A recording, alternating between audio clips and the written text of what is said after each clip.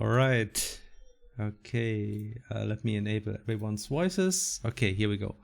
Hello everyone, or everybody. I'm Felix aka Luxen. I will do the game development, and with me in the voice chat are Henne aka Geflügel, Stefan aka Ratcheten, and Flora aka Teflora.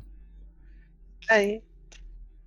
And we also got, what is this? I don't want any of those notifications up there. Can we? Yeah, okay, that's better.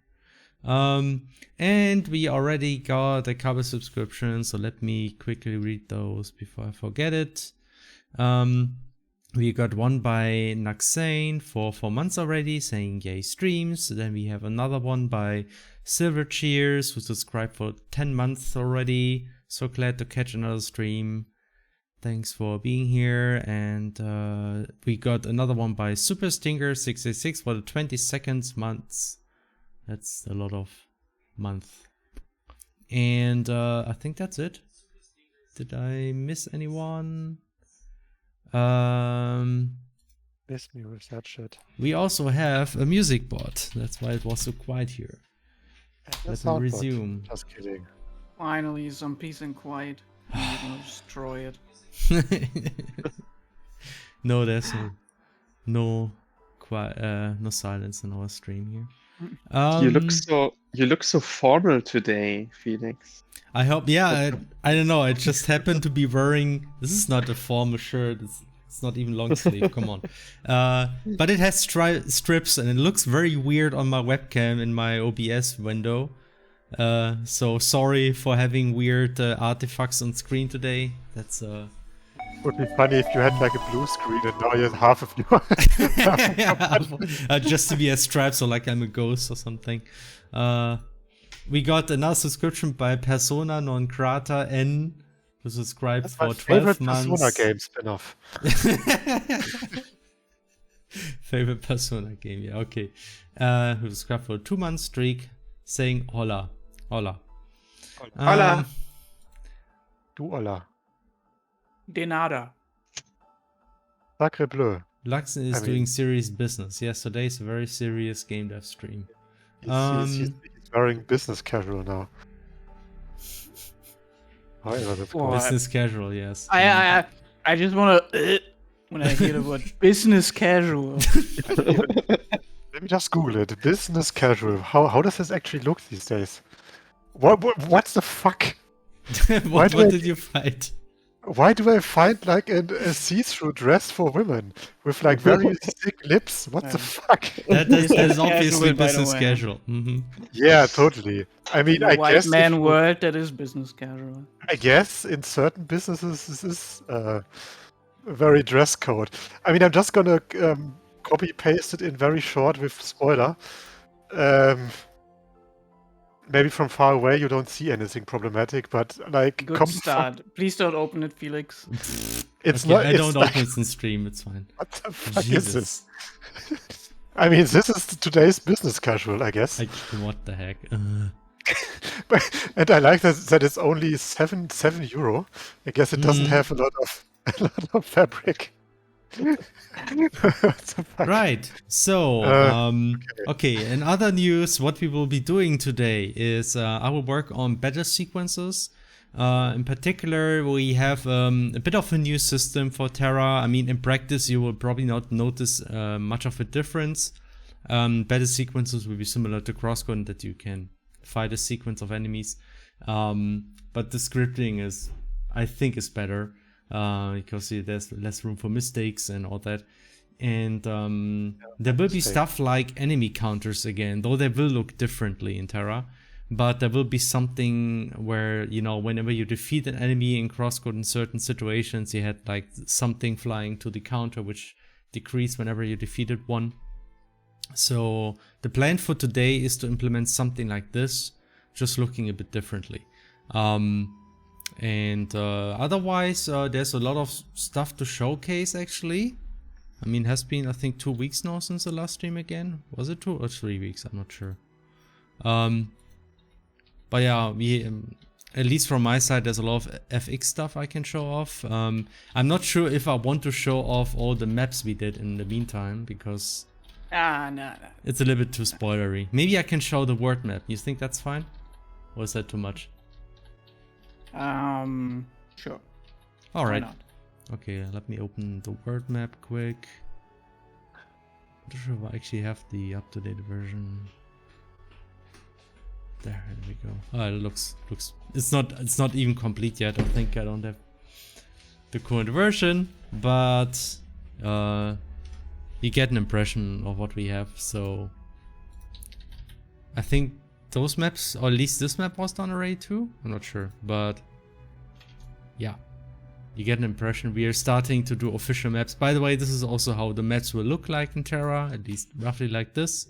So there will be more details now. So there was a common complaint that people didn't know exactly where they are on the map, and now with Why is those it maps. black?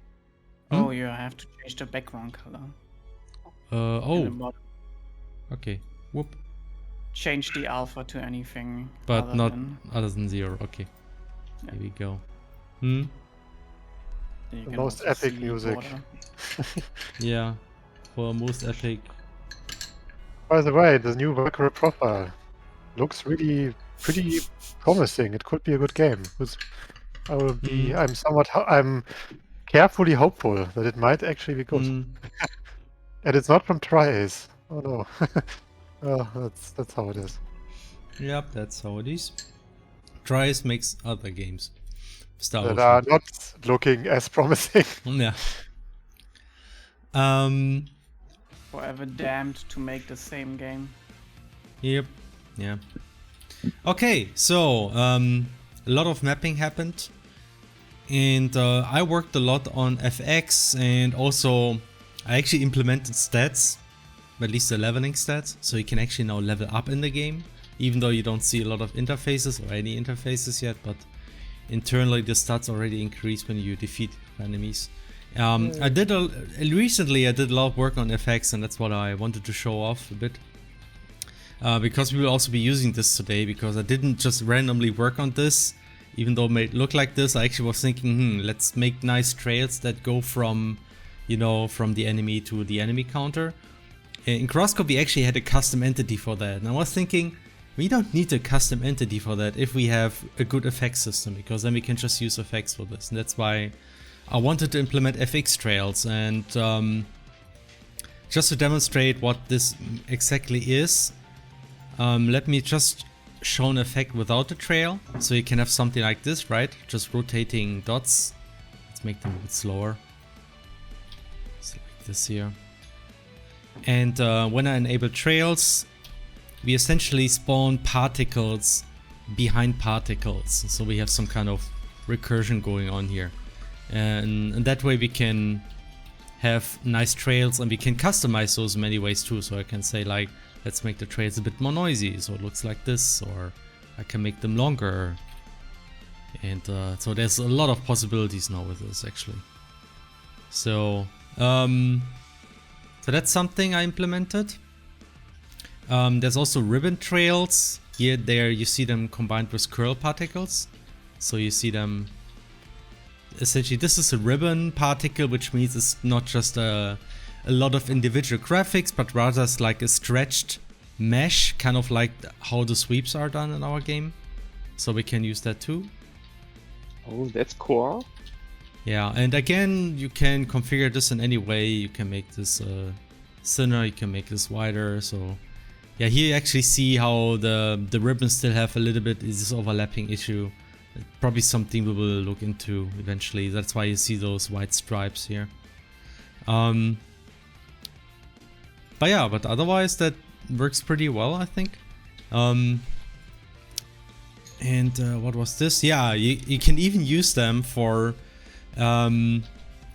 debris particles here. Like those arrows are actually debris particles, even though they don't look like debris, but yeah. And something I did here, which is interesting, I think, is I added a ribbon trail, but I gave it a timer of 0.5 seconds, and that way you make sure that the trail is only there in the beginning, and then it stops after 0.5 seconds, so you don't have trails when they bounce on the ground. Because if I remove this, you can see that looks a bit weird, like that's too much trail, right? So see here. they're still having trails when they're lying on the ground. Doesn't look as good. But if you limit the time here to something like 0.4, 0.5, actually looks better, I think. So yeah. So that's the stuff we can do with trails. And something I implemented recently was homing projectiles. I mean, that's something we had in Crosscode as well. Essentially particles going from one entity to the other. And of course you can combine those with trails too. Let me just, so this is like the actual homing projectiles. They're just projectiles going to from one target to the other. And then we can enable the trails and yeah. And the nice thing about homing particles is that they kind of like auto-target the other entity. And yeah, so they will always hit. I know that we implemented this in Crosscode and we use this actually quite a lot. It's actually a very useful particle feature to have. And today I actually managed to finally do something. It's a little bit hard to demonstrate. I need to modify the code, but I actually managed to really get the particle timing down perfectly, entirely independent of frame rate. You can see this here best actually if I, yeah, especially if I enable interpolate, then you see it. Look how the distance between those particles is, it's perfectly uniform. So there's actually no gap, so to say, like they're perfectly evenly spread. You see this better if I just make them on the ground. So now you see it's a perfectly uniform line, and I can change the number of particles here, and the distance is just perfect. And this was not possible in Crosscode because Crosscode had a lot of issues with timing, and that's why you often had gaps between particles. And I can show you how stable this is by just saying, okay, let's just decrease the frame rate. It looks exactly the same. Even if I make it slower, it's like, obviously we see more in-betweens, but the distance between the particles is exactly the same. So I already thought I actually had this, but like I managed to do this for particle positioning, but there was still an issue with the ticks of the particles. And because those particles, they move between targets, even if the positioning was perfectly accurately calculated, the actual movement wasn't really synchronized correctly. So I actually sat down today for I think 2 hours trying to fix this, and I actually managed to do that. So I may not look like much, but I'm actually very happy I finally managed to do this properly. Yeah, you know. You did this? I did this. I did this. Oh no! Okay. The internet. Okay. Official accurate particle movement by Regidan. So, also I added another feature here which might be interesting. This is, by the way, how those particles worked in Crosscode. You see this better if I show like this. Actually, you do see it better like this. You kind of like see how the trajectory between them is interpolated. Maybe if I make it slow, you see it better. So like they're moving between the targets on this curve, and it's like their position is always newly calculated based on the two positions. That's how it worked in Crosscode. But now in Terra we actually have the option to disable interpolation, and then we have like a new system which is a little bit more dynamic. It sort of keeps the current position, and going from this position it always tries to interpolate toward the target, and that way you have more like this curve movement, and it looks a little bit more natural, like it looks like it's actually adapting to the target that's moving. And you can especially see this here for those particles. You can see this quite well. So this is how it looks like without interpolation, and if I enable interpolation, it's here. You can actually see how they kind of like are weirdly adapting to the target. You see this better if I make it faster. Look how they are kind of like, they're kind of like adapting their position depending on how the target is. So this looks a little bit weird, right? If I disable interpolation, this is how it looks, kind of like they're more adapting. So it looks like they're actually flying. And of course they will be very fast at the end. It's because the last few frames the target might just run away, so they have to catch up because the timing is always fixed. They have to reach the target in a certain amount of time. But yeah, so that's something we implemented. A lot of particle systems. And yeah.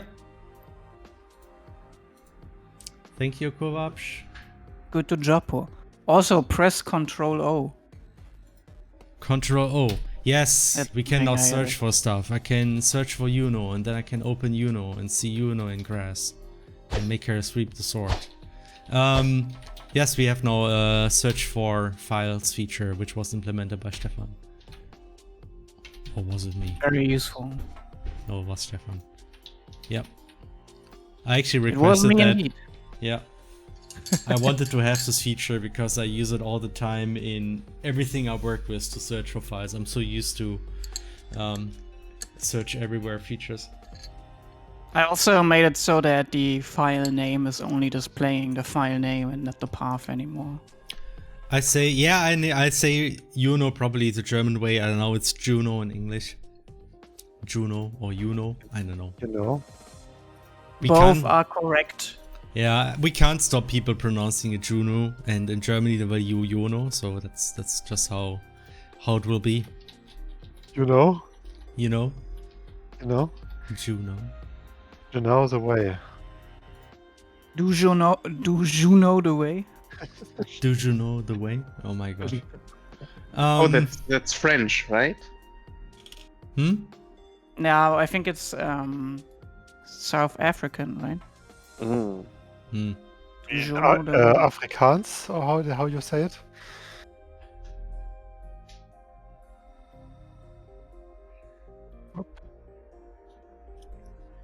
Kovac asked a question, can projectiles be homing and upon hit change to debris-like? I mean, those are not really projectiles, the homing particles, they are more like a decorative effect, but we can follow up this with a debris effect. In fact, if you look closely, here I added an effect when they touch the target, and I mean, I can just use those debris arrows instead, obviously. Let me just put this here. And arrows. So yeah, that works. Plop. Yeah. You can fake that. Right, so that's effect stuff. We also did a lot of work on puzzle stuff. Good. And environment particles. I'm not sure. Is there anything else I should show off? I mean, there's a lot of background stuff I think we don't want to show off yet. Like, Yeah. there's new concept art, we're working on the enemies. Yeah. Obviously, all these maps are like the ones you saw on the world map. Those are 1, 2, 3, 4, 5, 6, 7 maps in total right now. And every map, the smallest map is basically 2 maps in crosscode Yeah. this time. They're actually quite big, yeah. I mean, June was just twice as big, so. And also, she can jump much further. Than. Juno is a big lady. Yeah. Yep. She needs the space. Actually, something I can show off as well is the battle sequence stuff, because that's what we were working on today. Where's this enemy wave? That's the map, yeah. So here's an example.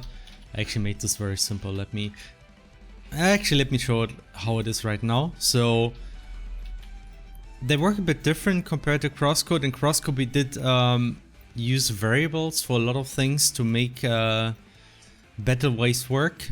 Essentially you had Well, not always. Like sometimes we just use the count value, and we scripted events that started when certain count values have been reached.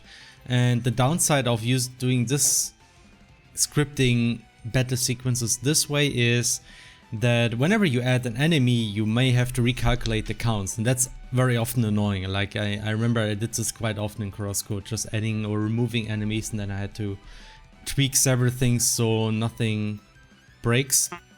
And now we can essentially... We had something that fixed that, but only in the arena.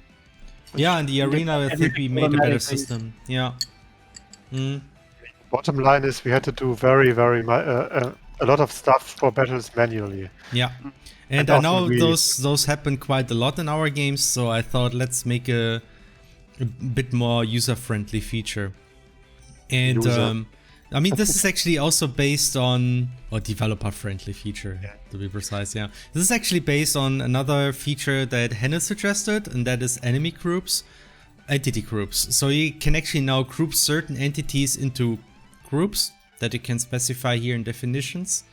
And the idea here now is that you can create one group for each enemy wave, and then you can just specify any amount of enemies that are in this group. Like you can say, like the second wave actually now has 3 hedgehogs, and the third wave has 3 moss enemies. And then in the battle sequence, you now have, for the battle sequence, we now have a separate entity, and there you can just specify the waves by referencing those groups, and then you also specify what happens once this group is defeated. So you don't need to create several events for each wave, but you can define them all in one entity. That was another idea here.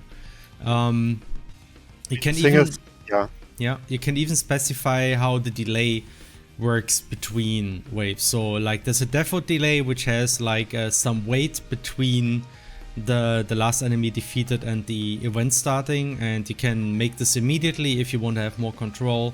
There's also the focus counter option, which is not implemented yet. That's something we can do today if we add the counter, if you have enough time.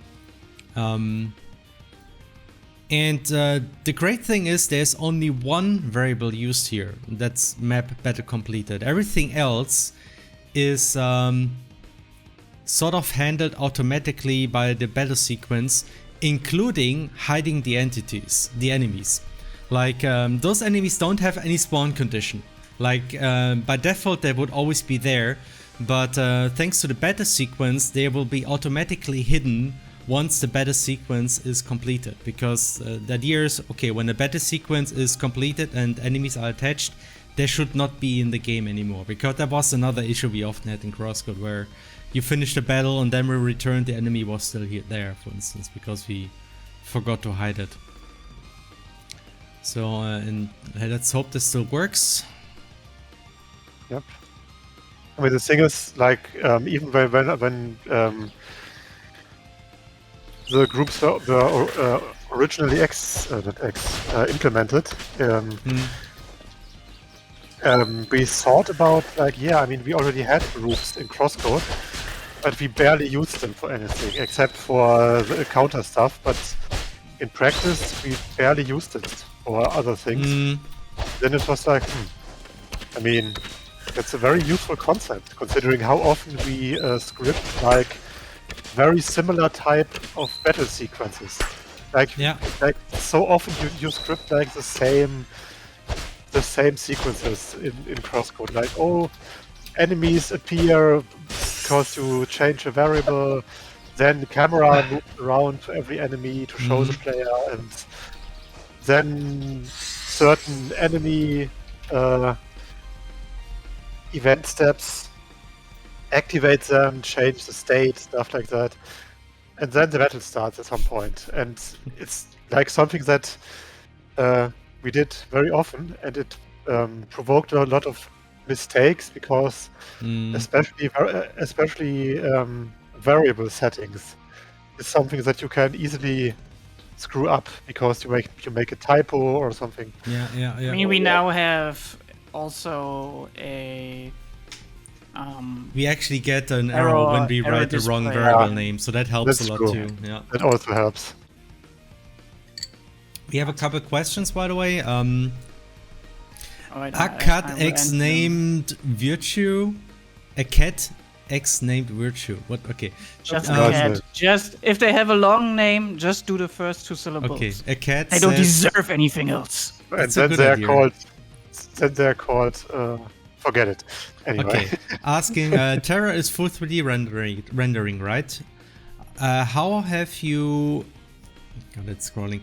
How have you handled transparency? Almost every engine I've used has struggled with correctly sorting objects with transparency. Well, I mean, we did implement transparency. Actually, we did this in a stream not too long ago. You actually can look at the stream. If you go to our YouTube, I think it should be uploaded. Let me see if I can find the test again. Probably wasn't. But generally, most modern game engines are deferred pipelines, which will always have transparency problems. That's usually why you have, in modern engines, they have render groups or render layers in Unity. Yeah. And these layers then have the setting, for instance, to be transparent. It's something we did basically. We have one solid layer and then one transparent layer. Well, yeah, sort of. Like, we also have a deferred shading pipeline, so we have the same problems pretty much. In our case, there's actually several styles you can render stuff. There's like the normal style, the alpha style, which is normal alpha blending, and then there's the edit style, which is kind of like alpha blending, only colors are added together. It's kind of similar. And you need to specify, if you have a graphic that has transparent graphics, it has to be rendered as alpha. And it does work reasonably well. Currently we don't actually have any sorting. So that's something we still might implement, because, I mean, essentially we will implement it if we see one use case where it really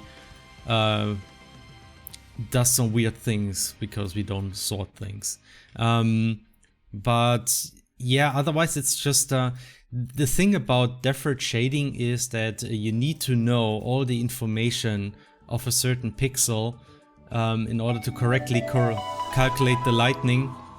And if you have transparency, this always breaks to some extent, because suddenly you have more than one point behind a pixel, because you have like multiple points, because you have like a transparent object and then those objects behind this transparent object, that they're all kind of like, they all would have a normal and whatever information that you need to correctly calculate the lighting and the lighting.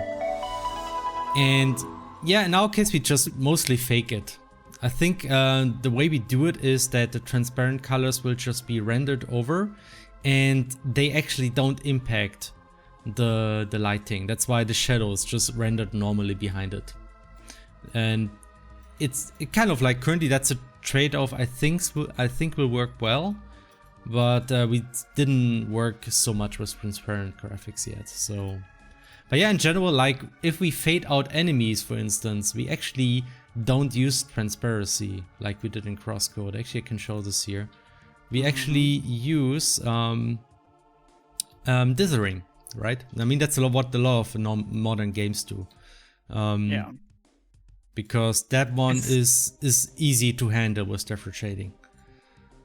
And also, the higher the resolution, the less you notice the difference. That's right. So you actually barely notice the difference anyway with modern displays.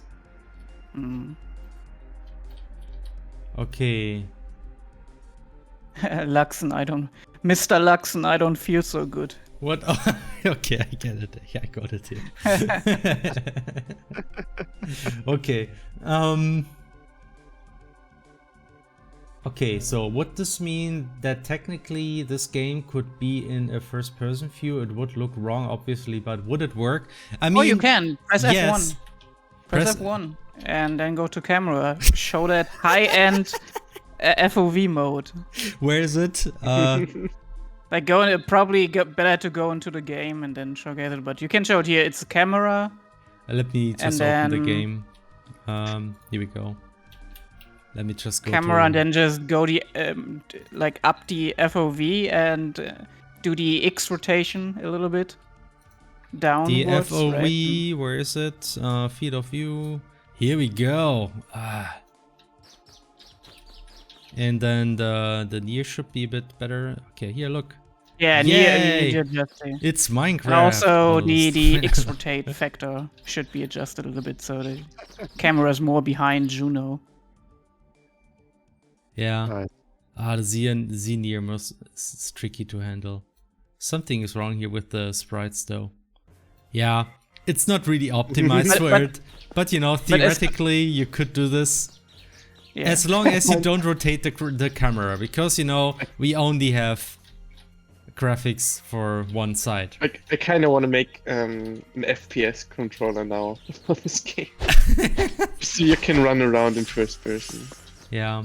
So this is kind of like the Fun. perspective a lot of pixelated 3D games choose these days, but we're actually doing things a bit differently. That's right, Chad. We're not It like works the other surprisingly girls. well now that I see it. No, we won't do this. Yeah. No. I don't even think it looks that great, but it looks No, funny. I just mean I thought it would look much worse. Yeah, it actually does look surprisingly not horrible. We can use stuff like this for certain cutscenes maybe, which are as a kind of like, I don't know, special effect here and there. You have to see how it looks.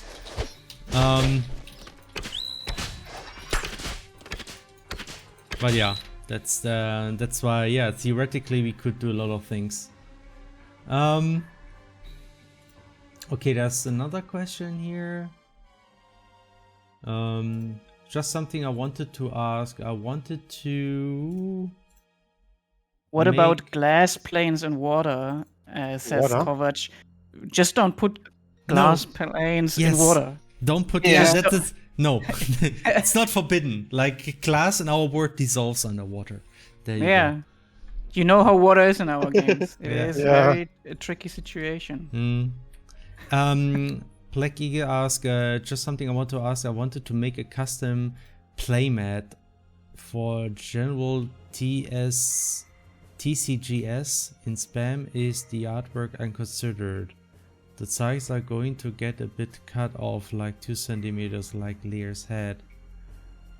I saw that game magazines have different variations of it. Is there someone I can text for the background mostly? I'm not sure I understand. What is a playmate? TCGS trading card game, right? Oh, trading card game. Okay. What? A custom playmat. Okay, a playmat for... Okay, I get it now. See, okay. But I'm not sure I can see the artwork in spam. There's a lot of power circles, JoJo style power circles. Like an infinite amount of those. Okay, you mean this one here.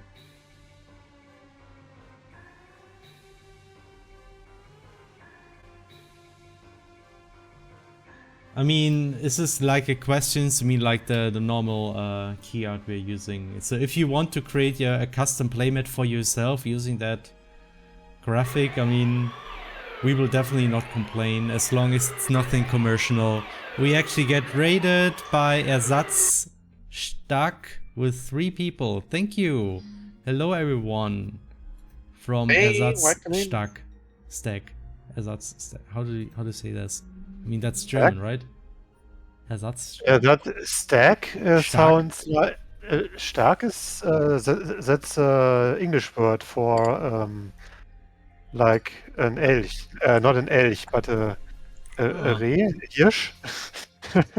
Not sure. Oh, okay. Hello. So yeah. Yeah, Black Eagle, let me know if I got what you meant. Black 34 with complicated questions. Hmm. I'm sorry, Bill for Or the Borgel, whatever. Oh, a large. Oh, okay. Actually, we do have a PSD. Like, if you have Photoshop, I think there's other programs that you can open as well. This file format as well. I think I can just send the PSD. I just need to find it.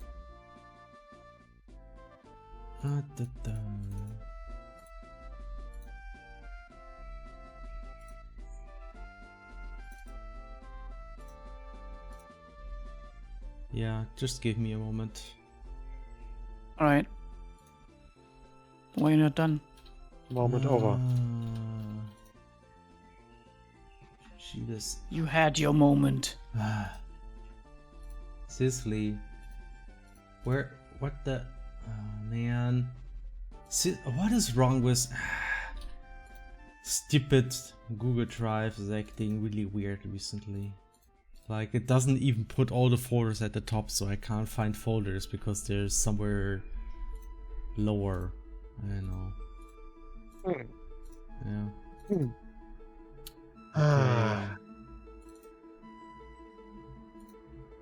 Right.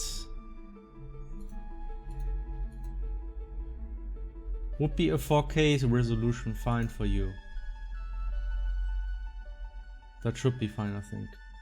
Do you have a choice? Do I have a choice? Okay, Go but with yeah. Okay, so here I have like a 4K version, which has layers, so you can scale individual parts. You can scale layer and everyone. So Actually, it only has one layer. does it? Mm-hmm. Damn it, really? Oh, okay, I got it. God damn it. Damn it, we are too far away from crosscode already. That Felix does I forgot. get I'm actually not sure. Maybe it only has one Did a lot layer. this It's week. actually possible. That's why I need to check. A whooping 145 No. megabits. That's not even the biggest one. The biggest one we have is Yeah, we have a almost larger 1 one. gigabyte. I mean, that's Yeah. just if you have if you create That is graphics just- for print, that's what you got. I mean, that's where I always thought like, damn. Next time Yeah, you we're, have, like, we're individual hiring an layers, yeah. illustrator. I mean, we have Sybil now, yeah. who does amazing renders. Like she did the Juno announcement render, right? That was pretty Yeah. pretty cool. Pretty. Right. Okay. So I guess I will now start with the development. Mhm. You haven't started development yet? Yeah, I just showed stuff and talked about things. So Alright, so time for me to talk about video games, chat. do it. Video games. A quick try. Actually, I haven't played anything but Overwatch 2 beta, mostly. Or me. Who did that art out of curiosity? You mean the crosscode one? That was done by, I think, Felix, Tefri, and Freeze. Yeah, was a collaboration by all three of us. Yeah. And the... I mean, I think we talked together about the design, but you definitely did all the work on producing the artwork. Yeah, like we shared it in the team, obviously, for feedback. Yeah. So, all right. I will now start with the enemy counter entity, which will be a new entity. So something I wanted to do is you can specify a battle sequence, and then you specify the enemy counter, and you can place it somewhere in the map, and then you link the enemy counter to the battle sequence. And it's optional, so you don't have to add an enemy counter. That was the idea, because sometimes you want to script battles without having that flower, you know. So that's the idea here. And also I wanted to have them separate because I was thinking of certain battle sequences which actually go over like a large map, and you may want to move around the battle sequence entity wherever you're currently scripting, so it's not on the other end of the map, because I tend to do that with events, that sometimes I move events around wherever I currently need the event, because a scene is happening close by. And you can do that easy with a battle sequence entity that's actually not visible. Makes sense. Yeah. So that's what I wanted to know. You know or you know? Juno. You know. Okay. Anyone play SMT5? Just started it. No, I didn't play it. I have to be honest. It's a game that's coming out on a Switch, and I'm. That frame rate, though, that didn't look so great. I mean, you can barely notice the frame rate, right? With human eyes. Definitely. That's how it works. Yes, I know. That's why people didn't notice when they switched to 44 frames in movies. Or 40 frames. That was also definitely not noticeable for people. Nope. They totally... 48 frames? Or 48, yeah. Because that was... I watched one movie and it was very noticeable. It looked... Yes, I was being sarcastic. Okay. Everyone noticed it. I will spread the CC glove. Yeah, it was the Hobbit. The Hobbit, yeah, and it was one of the reasons why the production was so hellish, because they couldn't use matte paintings anymore in that frame rate or something. Or was it? There are probably a lot of techniques they couldn't. Yeah. Everything's optimized to those 24 frames. Yeah, and sure. they had to use CG that then, ironically, made the movie look worse than the Lord of the Rings trilogy. Kovac asks, speaking about art, once somebody asked me to do my stuff on one OST art. Is that okay with you guys? What do you mean with he asked you to do your animations on one of the artworks we use for the OST. I mean, strictly speaking, you will have to ask Dennis about this, because I think he actually, how do you say, he actually paid for that art, and I think he actually holds the right for that. So, and I don't know. I mean, usually if it's not commercial, usually no one cares. But I mean, it's still.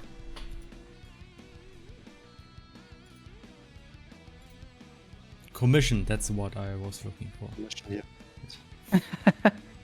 yeah. It is over 40 lines of imports. Pfft, rookie numbers. You have never seen the import in our map editor.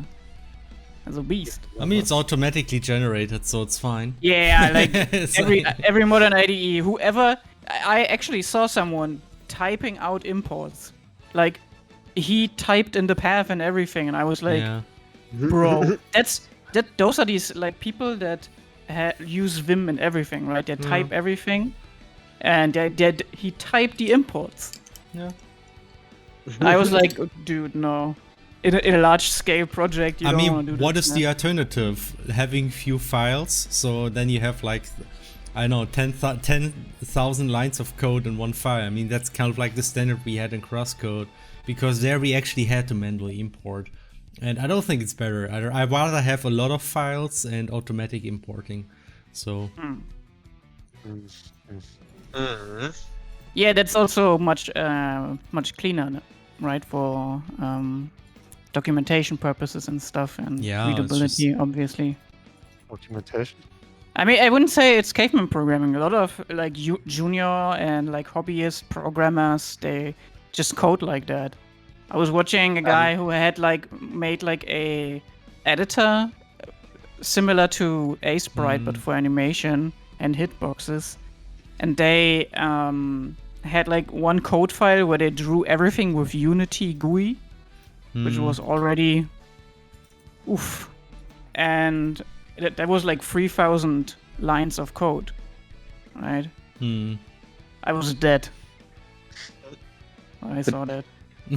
You just mentioned something. I don't know really what that is. It's you said documentation. Yeah, I understand. You don't document. Same as Felix. What? Felix does it sometimes. What? Felix does it Sometimes, a little bit here and A there. little bit. Because we told you, You hey, both could do better, though. Yeah. Yes. it would make things. I remember Felix was like, yeah, this time we document more. I did that? Say that? No. Yeah, you said that. That's why I'm I doing probably it. said, yeah, maybe we should document a little bit more this time, perhaps. That's probably what I said. Strictly speaking, you are Probably. documenting more than in Crosscode, I think. Yeah. But Like 2% instead of 0. I don't know. I mean, so you say there's a chance. Yeah. never tell me my chances. For me, you can just blame my ADHD. That's it. That's my all excuse for everything. I just want to say excuses. Mhm. I think for me it was rather just plain like common laziness. Yeah, I would just want Plain to just be old. honest. It's laziness. It's Yeah, programmer laziness. plain old laziness. I mean, it's not like By the I'm way- like the saint of documentation. I mean, to be often- honest, sometimes you do write code and you do adapt code, so sometimes it Yeah. makes sense to wait to document stuff because then you have to redocument stuff because you're changing things. Like when I welcome to business development. Like, Yeah, I mean, for instance, I actually added a property for the homing projectiles, which I then deleted the next day because it turned out you don't need this. It always looks shit whenever you change this. Yeah, that's, So- that's what I agree. Like, I always wait until a feature is a little bit more stable and in the game, and then I'm like, now I'm gonna document some stuff. Yeah. I mean, in a team in a team of our size, it's not that problematic to just ask and then do a documentation together if someone else needs to work on it. What Next says is also true. Like, undocumented code is job security. I feel very secure in my job. Yeah, Even without that, but it prevents us from firing Felix. Yeah, that's totally what it is. Exactly. I can't be fired. Yes. yeah, we there's so much HR complaints about about Felix. We can't do nothing. He's the champion of the code. By the way, I wanted to update you a little bit, just on my mental health med stuff, because overall I'm doing much better with my new meds now. I'm getting stuff done. Just last week I how do you, I don't know how you call it in English, Sperrmüll. It's block trash. No, wait. I have to find that out. Yeah. Okay. It's actually bulk rubbish, bulk garbage, Wow. bulk trash, or large trash. Huh, interesting. Okay, so yeah, I don't know, maybe other countries don't have that as a service, but here in Germany we have a service we can call and we can put like big things like washing machines, fridges and stuff on the street, and they collect it. The city basically collects it. And For free, once per year. actually I think for me it's several times a year. Yeah, I think you can also. But even then, if it's not for free, you can pay, I don't know, maybe 50 euros or something, and they collect it, and they get rid of it for you in a correct manner. And in 4 years, I couldn't do it because this mental health is a bitch. And now I finally did it. I finally was able to do everything about it, and Nice. it was a success. And then I got sick because of it, because I wore myself out too much. I think Yeah, well. I at least think that's the reason, because it was late in the evening. It was really exhausting, so I was sweating a lot. Yeah, and that's very I likely. think, Hmm. yeah, I think that's when it happened. Um, and I'm also like I'm doing a lot of appointments for my transition, and I'm making progress there as something. It's just bureaucratic. No, not bureaucratical. Bureaucratic. Bureaucratic. So, Bureaucratic, yes, yeah. bureaucratic stuff that's always very annoying to do, that my brain usually hates to do and avoids as much as possible. And now I'm able to do these things, and I'm actually Nice. excited to do them, and it's really good. And I'm able to like clean up stuff in my house and doing things, and it's ah it's something completely new for me. I haven't had this feeling about doing things in, I don't know, 20 years, maybe not 20 years, maybe a little bit less, but 15 years or so. Damn. And I didn't think that was possible. Like, I didn't think just doing stuff could feel so good. How is this possible? Yeah, I mean, Yeah. that's great. I mean, honestly, even I still have issues doing bureaucratic stuff. Like, it always feels like a pain to me. Definitely. Like, I mean, it's great that it's feels so much better for you now. Yeah, it just feels like good progress. It's kind of like I get a similar feeling. Usually, it was just in programming, when I solved the problem or I finished a feature. You get this spike of chemicals, brain chemicals that make you happy. Yeah, Because I you know what. did it, and yeah, and now this stuff feels similar, and I didn't experience that before. I mean, programming is still the bigger endorphin rush. Sure. Yeah, that's probably will stay that way. Yeah, and that also helps me with ADHD stuff, which is great.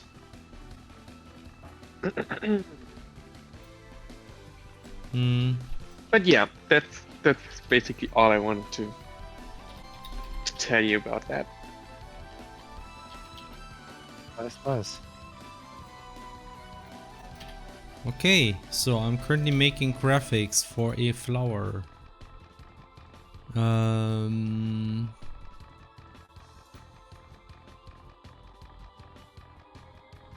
You mean the figure? Yeah.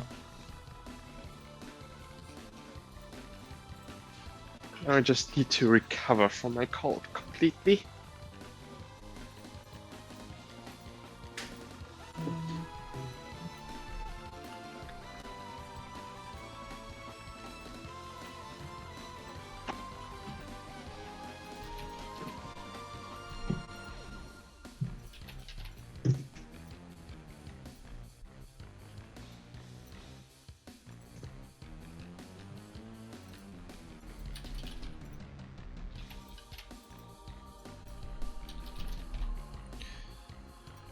Right.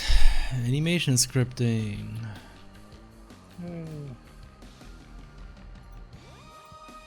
Ah, there's still an issue here. I need to look into this. I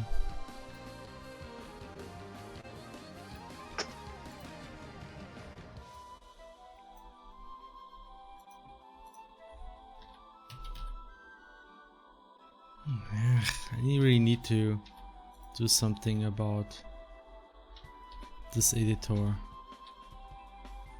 A timeline editor. Yeah, like the way you do frames is still not ideal.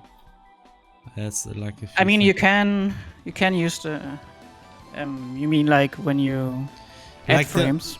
Yeah, the mouse wheel doesn't always work when it's supposed to. So that's. Oh, I know what you mean. Yeah. I think because the focus changes. Yeah, because I actually made it that it always reacts when the canvas is focused, but very often it's not focused, the canvas. So. Yeah, I have the same issue in the audio editor. Yeah. Oh, nice. Great animation. Unfortunately, we have to redo it. Well, not entirely, but I actually was thinking what I would like to have is kind of like this kind of thing, but it's kind of like increasing in size. And then when it reached a certain size, then it will open up. And then you see the yellow thing. Because the yellow thing should be a signal that this flower is completed. Yes, there will be weird flowers in Terra. Big spoiler, I'm sorry.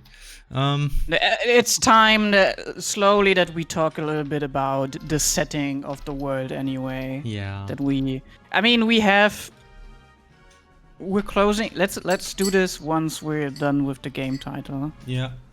Because we have strong contenders. Yeah. I guess something we soon decide on, and then we'll talk a little bit about a setting. So. Do you guys sometimes do assets creation animation streams? Sometimes, yeah. Yeah, actually, those will probably happen more frequently in the future. Like, because right now we're still very much. I mean, the goal was to slowly move to content development, but you're still working a lot on technology. But I actually did an animation stream. I think not like it's a few months ago, but I did a stream where I did some animations, like the dash animation. I think it was actually half a year ago, probably. Was still last year. But so yeah, we do those streams too.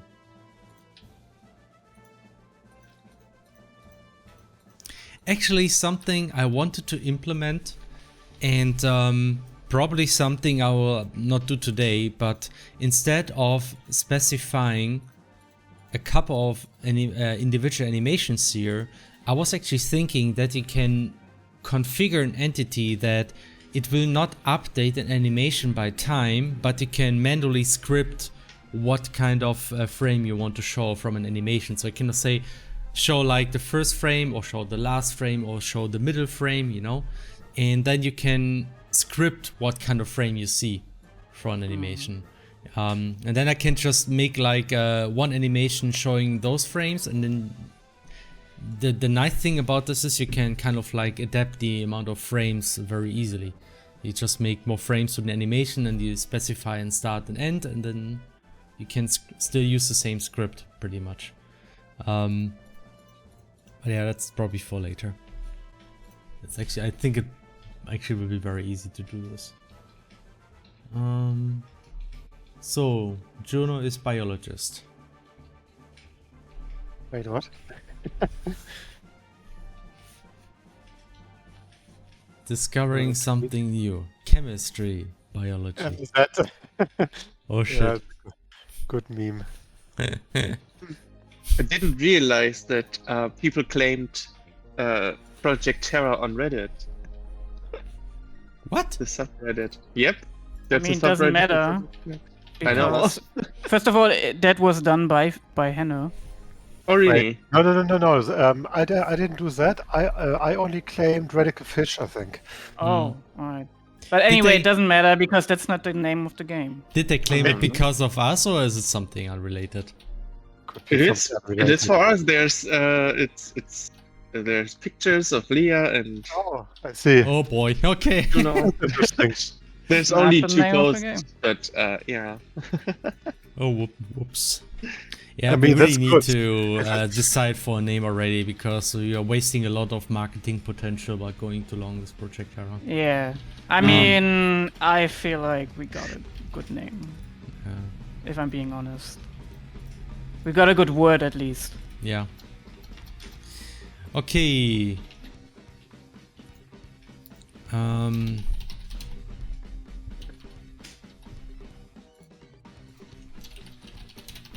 Actually, we could just have a round 2. Kind of having everyone can like vote if they want system, and maybe we could start the second round, I guess. Right. Yeah, we could do that.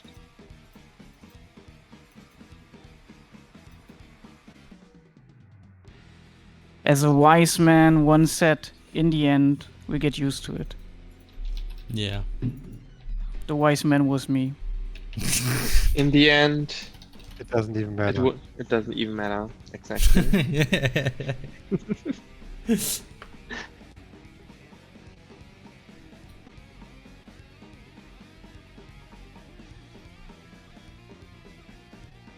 Oh, by the way, might worth letting Dennis know that the original and extended soundtracks on Spotify are listed under different artists with the same name.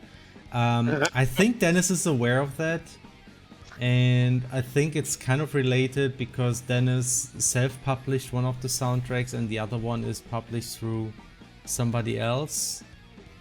So I think that it's kind of messy to fix that. At least I think I remember something along those lines. But yeah, I mean, probably best to tell him himself on Twitter. I mean,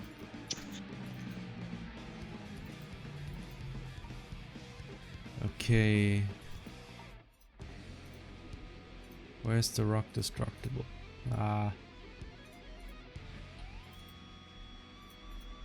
To the point of stuff creation, I also probably will be doing more map creation on Discord from time to time. Like we did one map on stream, a smaller map, just to kind of go through the process. By the way, since you have been mapping so much, Stefan, we can also soon talk about interfaces again, because I think yes, we really should kind of like let me code something. We should code this. We should decide on a proper HUD already, like stuff like where do we place the boss bar, where do we show, I don't know, item options, whatever. And the level up display and all that, how we do that, because yeah, and then you can work on that code wise. Yeah, it's always, I mean, I'm like getting into the swing. It's like the first area I think is the hardest because there's like a hard reset on difficulty. So you have to pace yourself and say, all right, this is the beginning of the game. You can't make a complex jump puzzle here. Don't overdo it. It needs to be, it like needs to be simple.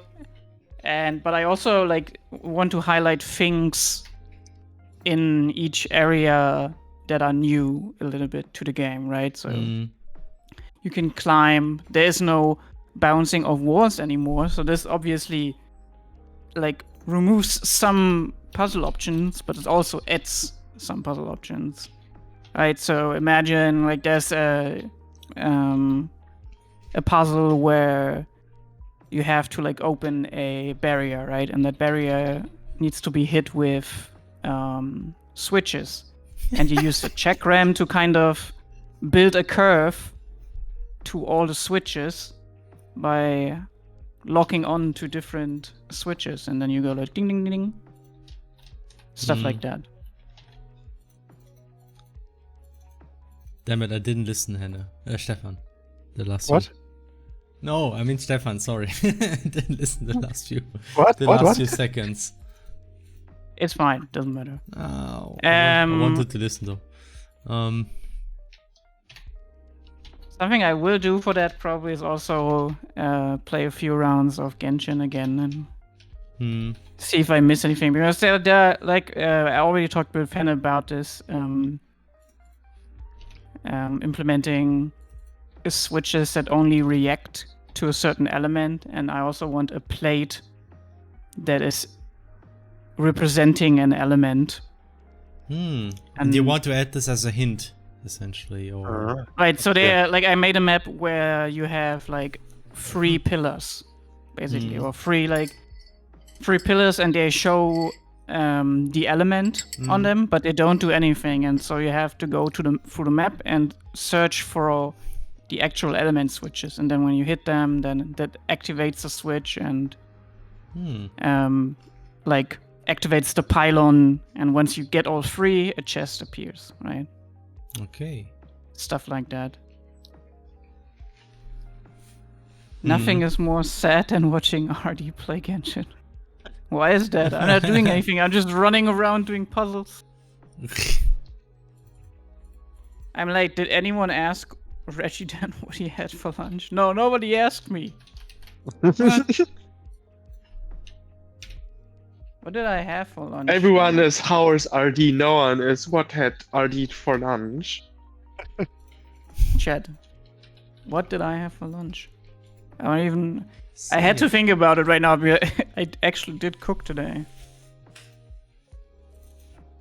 Actually, no. Unlucky. Nobody asked. Nobody cares. Alexa, play Descapiccio. Descapiccio. Descapiccio. Because today is actually Capybara Appreciation Day. Yeah, right. That is true. You should Right, appreciate that's the best. capybaras. So, what am I even doing? So,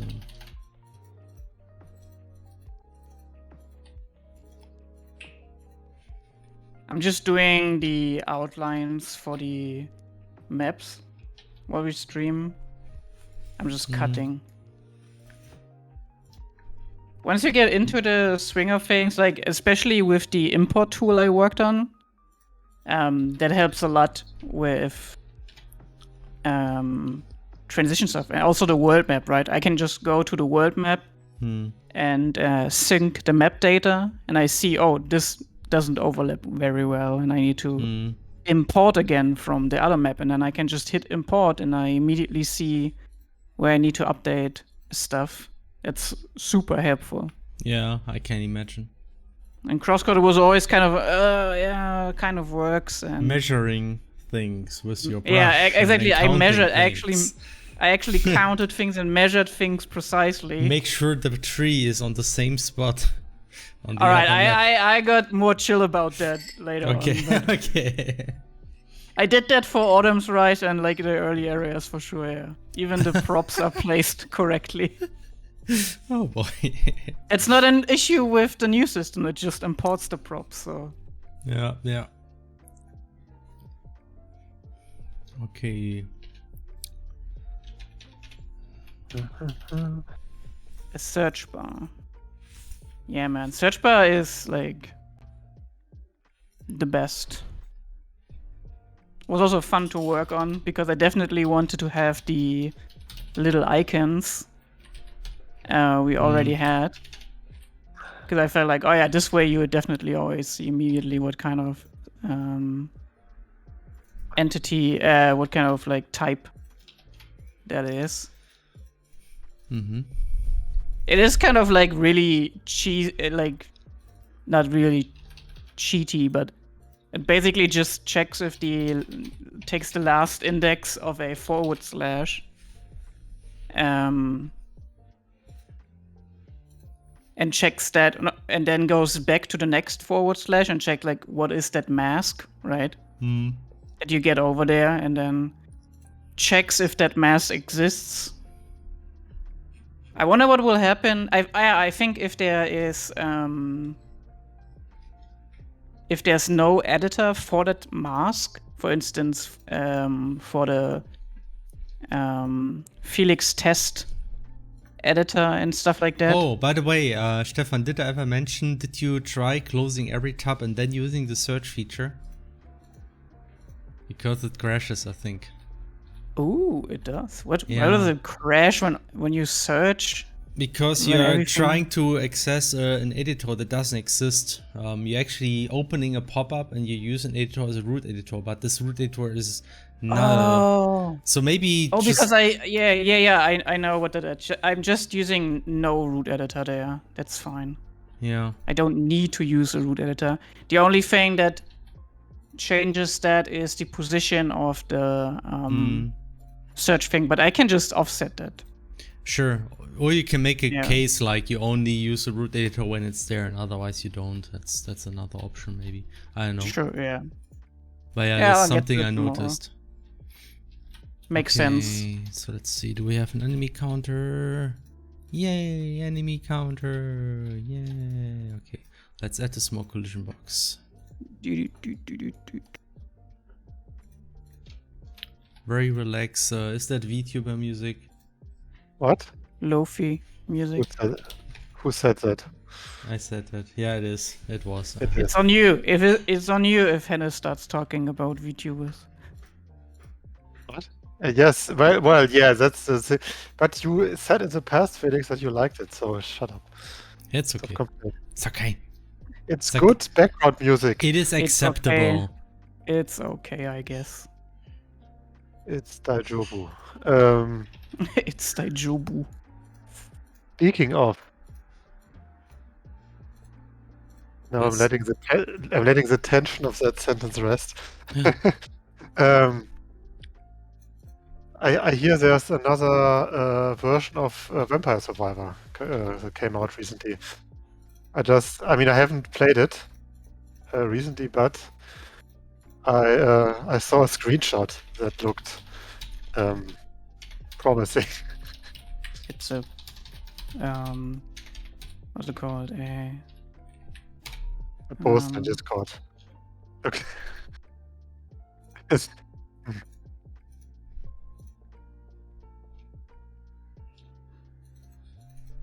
It's definitely Vampire Survivors. You recognize it by by the bar and the items top left. But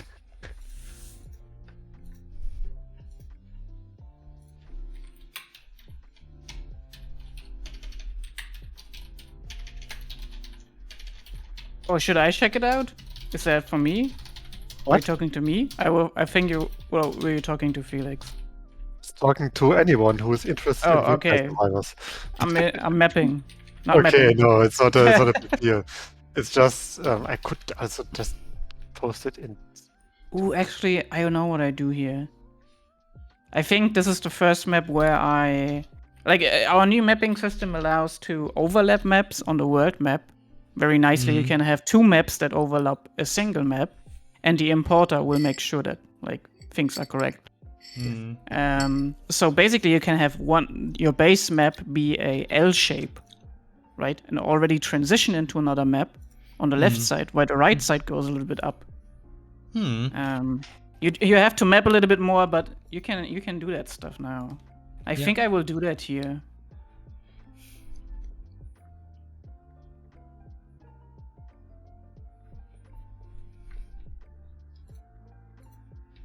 I also decided our concept artist and also artist in general, newest addition to the team, wanted to map some stuff too, and I thought about it and I decided to give her a map. Nice. Dedication is good. Yeah, we have to get to there. I'm the only thing I'm doing is I'm doing the connectors because the map connects to two maps, and do some pointers like this map should have an exit to the north. And I put everything on her. I say also put another teleporter to the north that's one level higher, which will go into the next map. Oh. Because I want to have the start area will not have any crazy map transition puzzles and stuff yet. Yeah. Let's leave those out. In fact, I know in Autumn's Rise we already had some of these, and I always thought man, this is maybe a little bit too much for the first area. No, there was maximum from one to another map where you had to go Like Sure. the You had to hardest go one from like the one at the end. You had to start at one Yeah, map, the then you had end to one go worked, down, end then one you have to worked. go up again. But I think the problem there was no like shortcut unlock. Yeah, that might be the case. Yeah. So that's definitely something we can do better now. Hmm. Having nice shortcut unlocks. Let's see.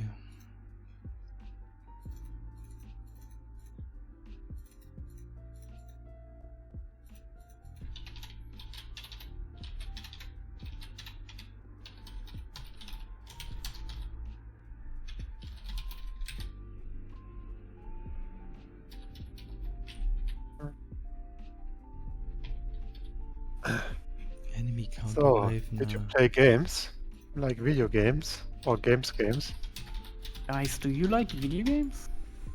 Don't you have phones? Don't you have a phone? Don't you guys? have votes? That I poor really- PR guy. Yeah, he kind of. I think I really didn't play much. I played a bit. I can talk a bit about Chained Echoes, but that's about it. Did you play it a bit further even? No, not much because I tried. I actually got to this point where you have to do this a bit more difficult fight to get one of these class statue things, and I actually once managed to do this fight almost, but then I almost intentionally lost it because I thought, damn it, this really sucked. I want to do better, and I tried over and over again somehow, and then I had a bug and I had to stop, and then I lost interest. Did you? Is it the fight in the sewers? Yeah, the one Yeah, with yeah. like 5 of those, and if you have like a wrong start, they just almost kill you right away. Felix, but I have to say, you're bad because I did it first try. Yeah, good for you. No, it's like I see what you mean. I mean, the thing is, I assume in the game you can also do it later, considering you can always go back to that point. But Yeah, that's probably it. Yeah. I mean, currently I get you that I'm basically also at the same point. I mean, I did that fight, then I went out and explored the city a bit. Hmm. Then I kind of decided, okay. I mean, maybe the new version is coming soon, maybe, and this is like a point where stuff is opening up a bit, maybe. So, and I haven't really played since then, so I'm kind of waiting for a bit. Hmm. Maybe I will ask the developer how his plan is now and if it Give makes sense. update. Yeah.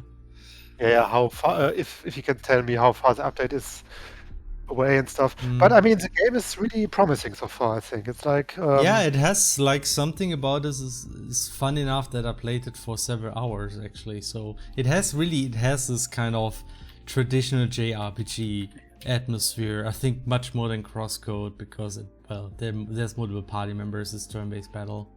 The turn-based battle isn't also not so bad because at least it isn't slow, so it's well paced. It's very feasible in many ways. Like though some random encounters really took a bit too long, I thought. But I mean, kind of like it made me reflect about. You really have to be careful with saying, "Oh, it's a turn-based combat system," but you recover after each fight because this comes to certain implications. Like an enemy is just way too easy unless it can actually kill you in one battle. And that's the same and then you have some kind of ridiculous situations where you have like a short random encounter which you fight rather quickly and they almost immediately kill you, so you have to be very good. And then you have like a boss fight which I know takes like 3 or 4 times as long, but it's balanced in a way that, well, it actually is pretty ridiculous in about how little damage it does. Like it doesn't feel like a boss fight, it feels easier than the random encounter. Let me guess. It's a sewers again, right? Well, I mean, I think it was like the sewers, the previous sewers. Like there were like some enemies. That's what I meant. The thieves actually. Some of those thieves. God damn it. Yeah, the thieves too, right? Freaking thieves, man! Holy shit! Like I felt, oh my god! Like I was actually a section of the game where I was almost running out of healing items. I was actually kind of getting nervous. But I think that's also because I intentionally avoided a certain shop character because I thought that was an enemy. Oh no. Because it's like a person sitting random in a map where thieves fight you. And I thought, no, I'm almost out of healing items. I'm not gonna go into battle. And then that turned out to be a shop.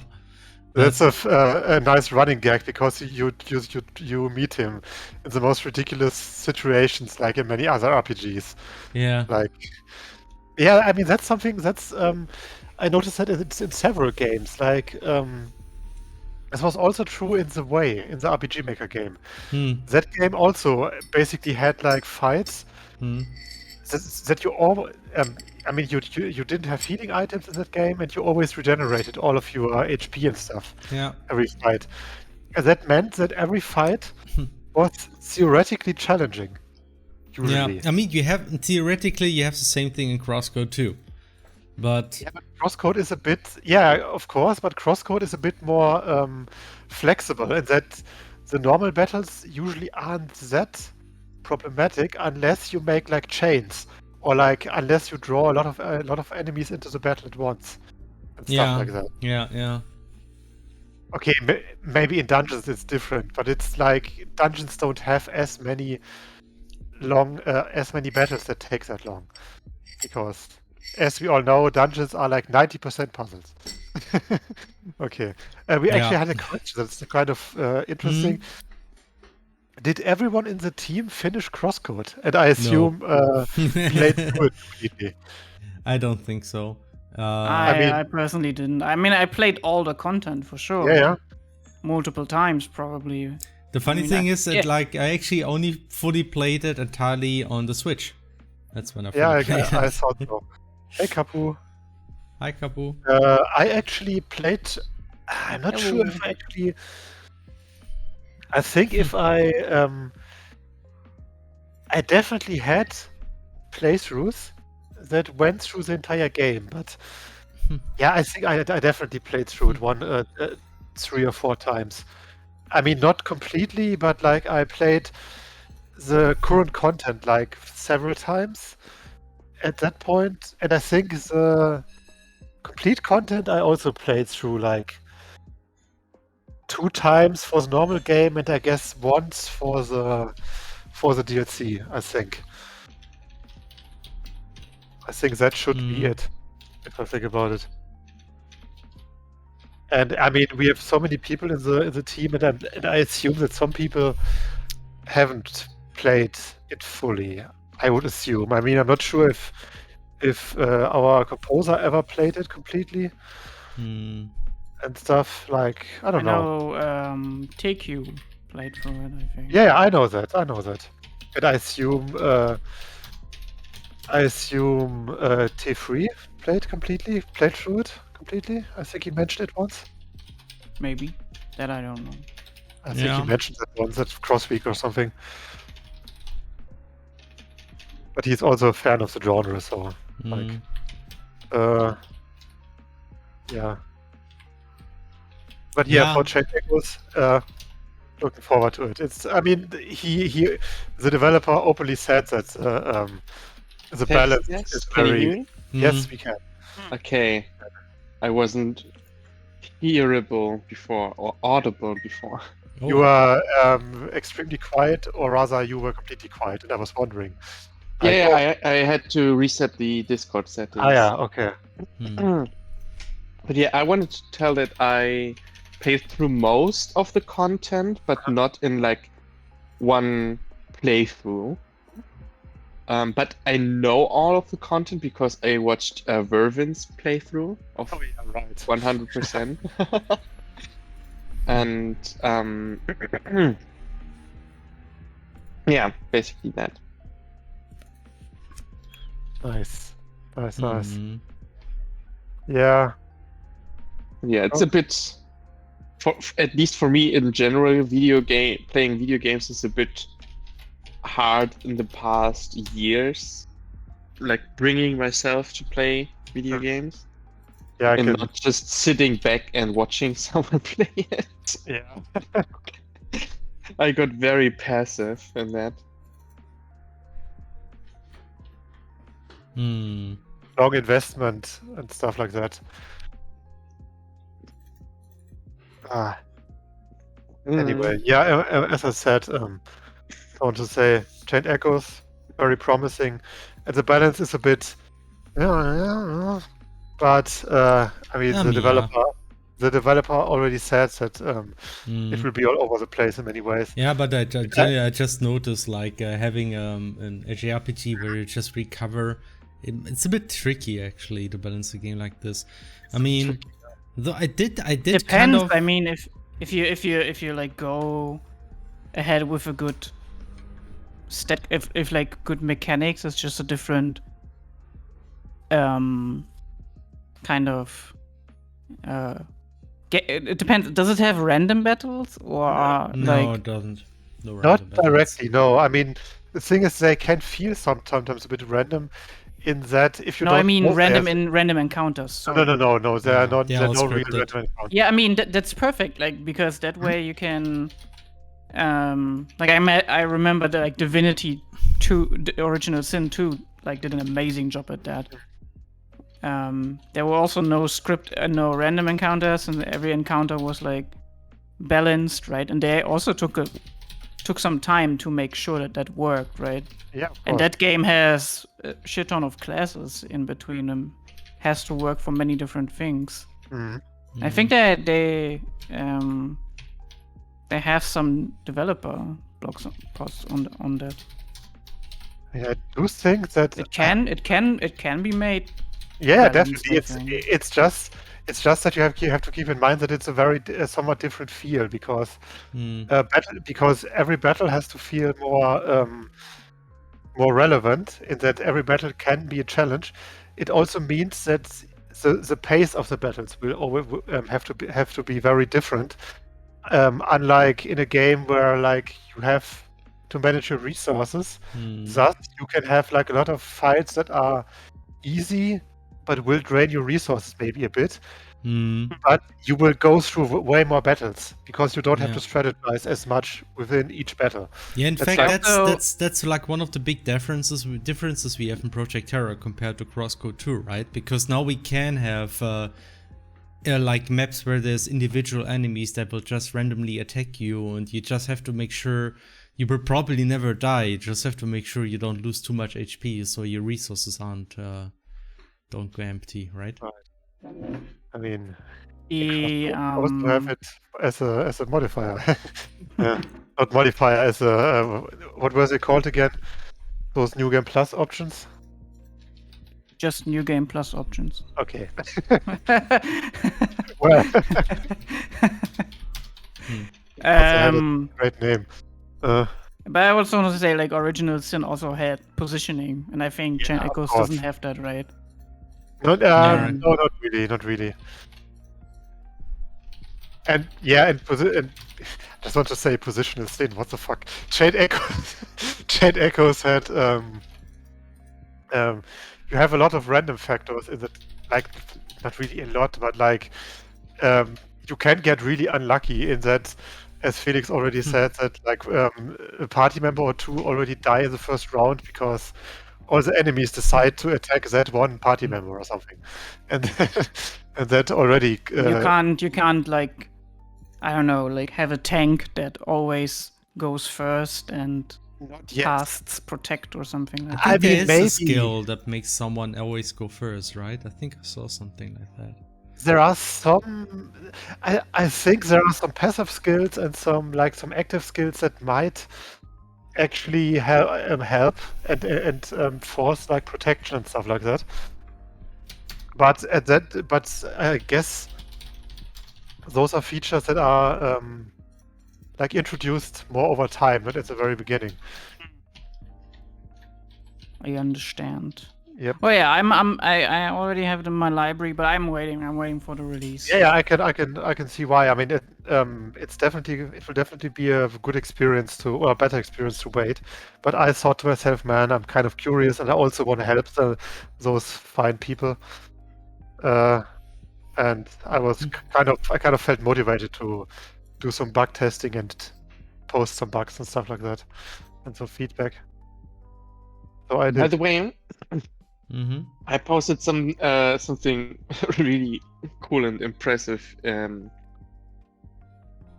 What, in what this do you- in this stream Discord. Oh yeah, I saw that once before.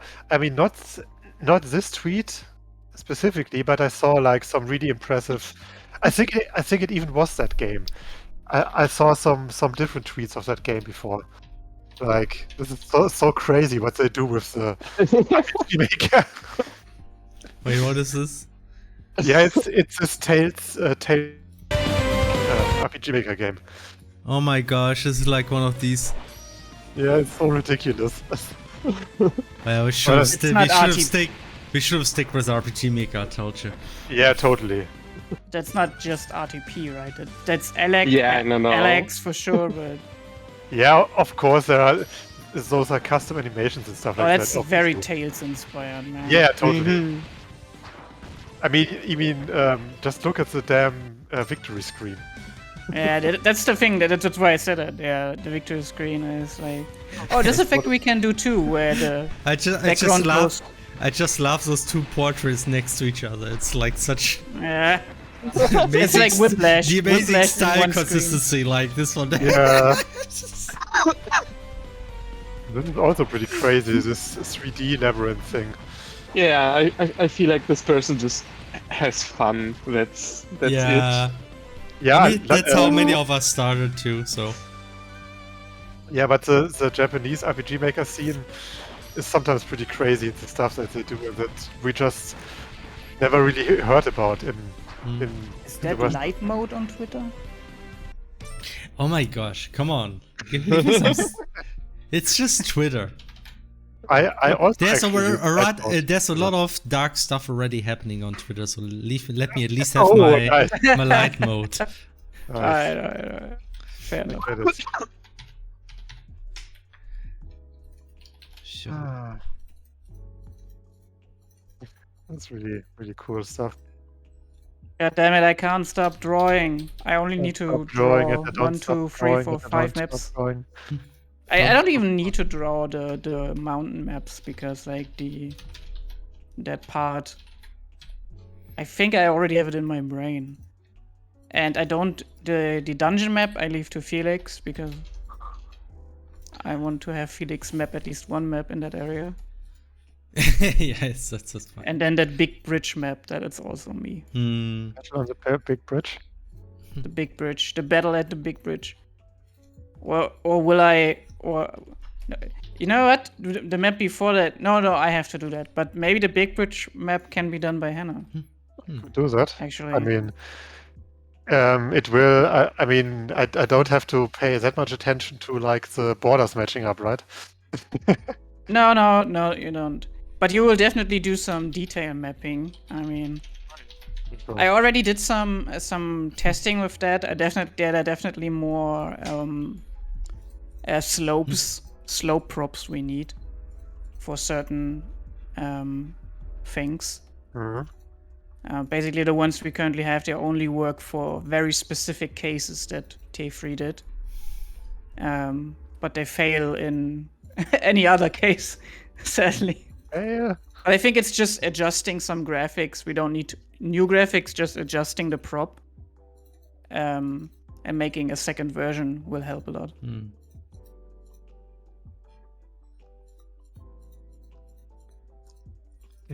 Yeah, I think I'll leave it at that. Good job, me. Let's go. Very good. Yes.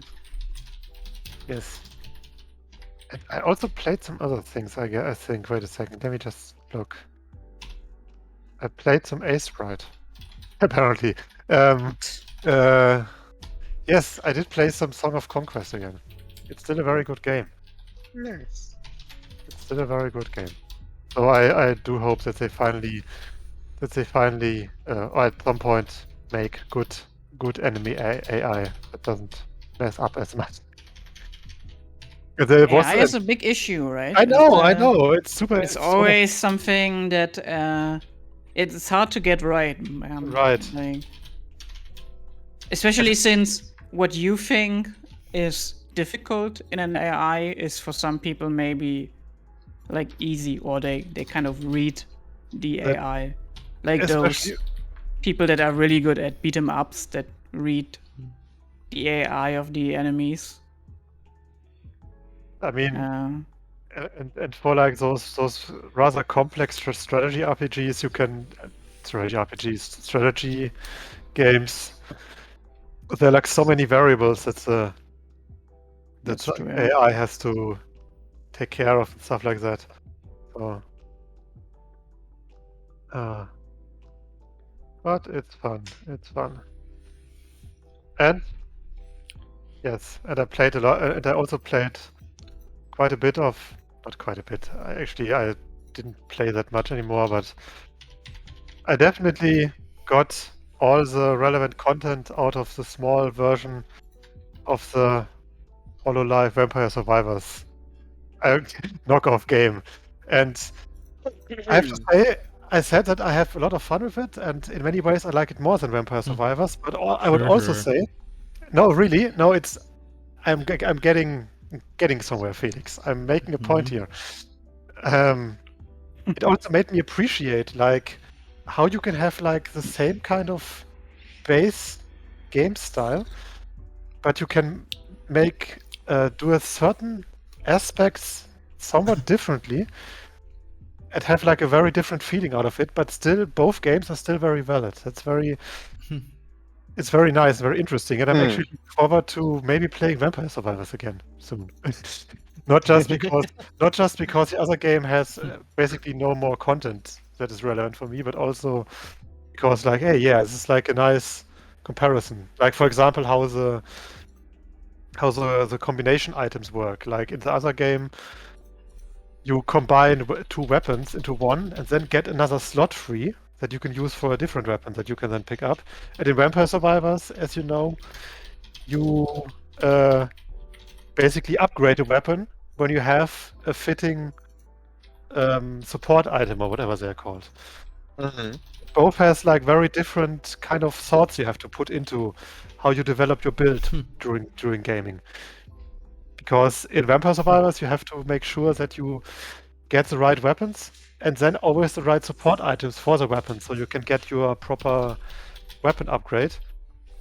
And in the other game, you have like you basically can collect your support items willy-nilly, or rather in a way that they fit to your character, which is more relevant than in Vampire Survivors because the characters have their own skills and stuff like that. But you have to make sure that you get your weapons properly and maybe also in a proper order, so you can actually like combine them properly before your weapons are full. How or something. often can you say proper in one sentence? Proper. Yes, I'm a very proper lad, you know. Yeah, sorry, my vocabulary. Internal screaming. My vocabulary is sometimes not the yellow of the egg. Yes. I could have Essentially. Essentially. I like to see this today I finished Great Ace Attorney. Oh, nice. I mean both games, like the second one, and it was just really enjoyable. It connected everything really nicely. There were some nice twists in there and stuff. And yeah, I can wholeheartedly recommend it. Getting the double bundle. Yeah, I still need to play it myself. Yeah, it takes a little while. It's been a while. Oh, goddamn. My favorite hobby, annoying Felix with height map issues. What is it now? It's the height of hilarity. Nothing. The same thing. I have an entity that's just getting snapped on top of. A rather yeah. big map. I also found some issue when 2 water planes are on top of each other. I have to check that myself. Yeah, That like I didn't look at the enemy placement code for a long time. So I can see that there's still a lot of issues with that. But that's fine for now. It's not that bad.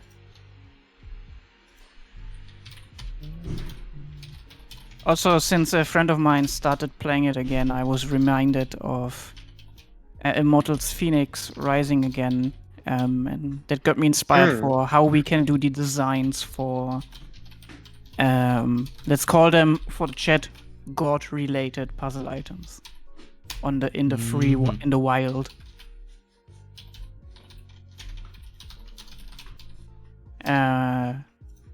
Because they just did a good job at that. It just was a Yeah, you probably nice- should have a talk about how we want to do puzzles in the open world. Actually, I think we never really had a talk that really focused on this part. Right. Because I Prep think there's several ideas floating around in the team, so we should discuss this together. Disgusting. Disgusting. Discuss. I definitely want to make it that. I mean, there are always the 2 sides, right? For chat, we'll soon talk about it. I mean, we already have seen some stuff where Felix was working on the swap feature, right? That will become relevant, and there's a reason why we add that to our engine. Why we need that. Yep.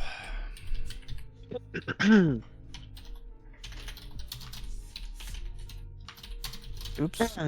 Like this. This looks good. Sometimes I just use height maps to make like the edges of water look cooler. And it's way too much work for it, but it looks good. What do you use? I just use it to like make, for instance, the coastline is just cliffs that go down, right? And then I use a height map to introduce a underpass where the water kind of rushes through. Oh, okay. And create lots of headaches for myself because adding a height map is always comes with some manual work because the algorithm can't really know for sure what kind of tile you want at a certain location, so you have to cheat a little bit. Yeah. And that's fine. That's I'm used to much worse in crosscode, so Yeah. this is a huge improvement. Yeah, height maps is the thing is like they're like height maps. If you add too many height maps, it might even be a bit problematic for performance, though we probably can optimize this in the worst case, but yeah, so far we're good.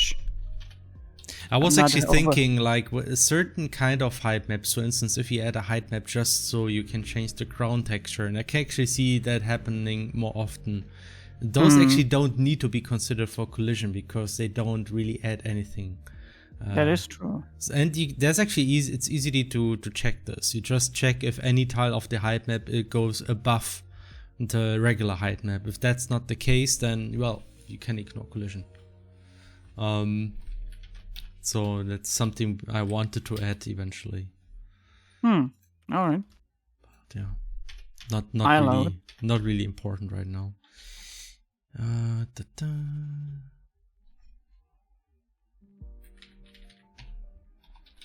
Okay, I actually need to implement. I actually made this effect in particular, the homing test, because I thought that would be a neat effect for when you defeat an enemy, and then stuff flies to the flower. Might be a bit too much, so maybe you can do a few bit less, not so many. Let's say 5, 4. That's okay.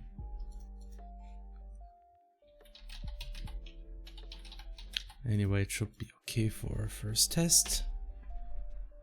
I can make those blue because I like blue. Dabba-dee-dabba-die. No. Please no. Blue Shen.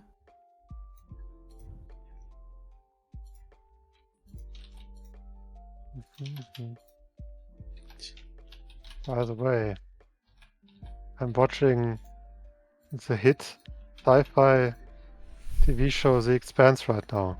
It is really good. Nice. Hmm. It is indeed very good. It's It's very, very very good. nice. Very good. Still need to continue it. I mean, I'm only in season 3. It's because I only started watching it a few weeks ago or something. I yesterday finished, or 2 days ago, I don't know. 2 days ago, I finished Stranger Things, the new season, and I thought it was really good. It was really well done. I never watched it because I always thought it's some Zoomer nonsense. No, it's 80s. Yes, but it's I mean, 80s, it's 80s from the it's- perspective of Zoomers. No, I know it's not really. It's right, totally.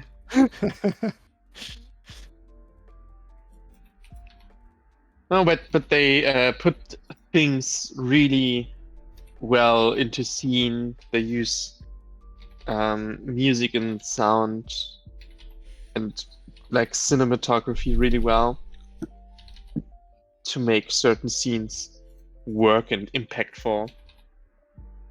And yeah, it's just really cool. And some of the characters, I just love them.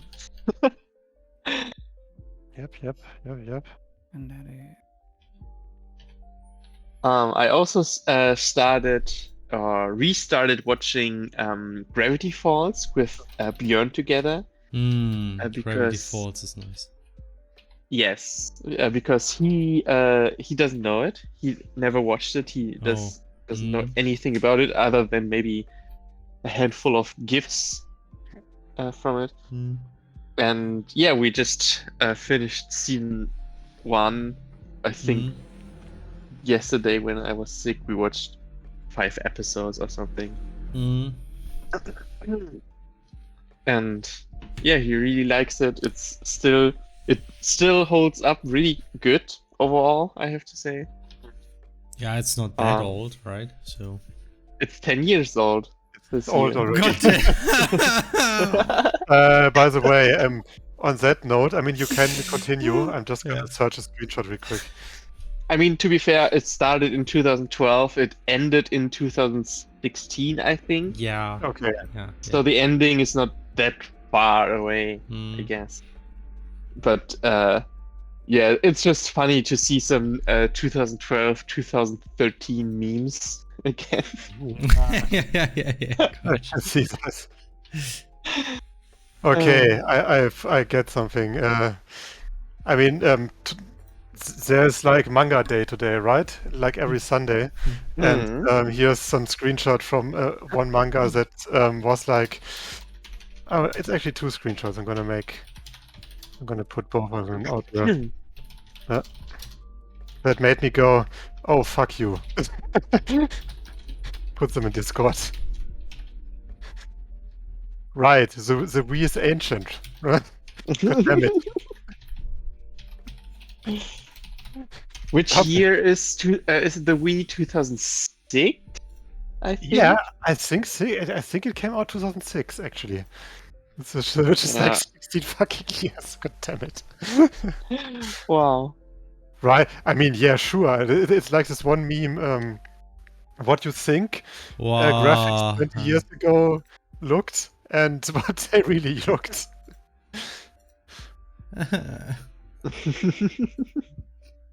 By the way, that's a rather new series called Ruri Dragon. It's a really cute slice of life series in Shonen Jump, which is like a great novelty.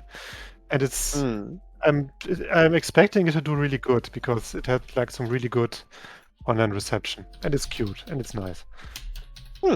It's really nice how Shonen Jump is actually really good with series with female lead characters right now. I'm rather impressed. I mean, it has this one. It has like Akane Banashi, which is like a super popular newcomer. Blue Box is like a bit of a shared thing because it's a romance series that might actually be a romance series that Felix might really like because it's a very boring kind of romance. Okay. And it doesn't have a girl that is like very energetic. Good. So I don't like energetic stuff. Right. You don't like feelings. Yeah. You I like robot romance. Robot Speaking romance. of, wait. It's still too early for anime talk. It's still 5 minutes away. Not yet. You still have to wait. I'm also watching the new season of Umbrella Academy currently, and that's also really fun, especially since they handled Elliot Page pretty good in there. As you know or may know, Elliot Page transitioned to a man, and the writers transitioned the character too. Just easy as that. Okay, I didn't know that he was an actor actually. So did you know that Elliot Page, Elliot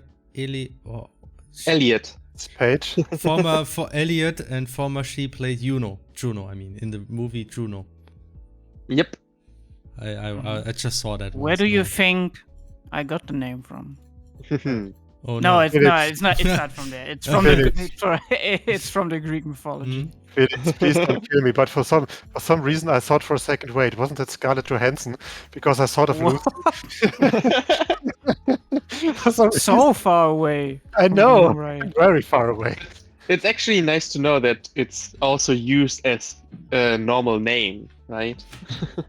Yeah, it is. But like super. I mean, I know someone personally who's named Juno too, so. Yeah. It was always kind of like, just a normal name. Like every Greek name. Yes. I'm sure someone out there is named Zeus.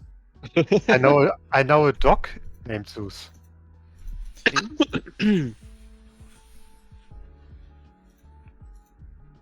But yeah, if you're if you want to see Verfilmung, how do you say that in English? Movification. Movification. Movie adaptation, I think. Adaptation. Or it's a series in that case, or show. At least a good adaptation of comic book. Umbrella Academy is really fun. It's really wild, chaotic. It's a Resident Evil spin-off, right? No, I'm just kidding. No.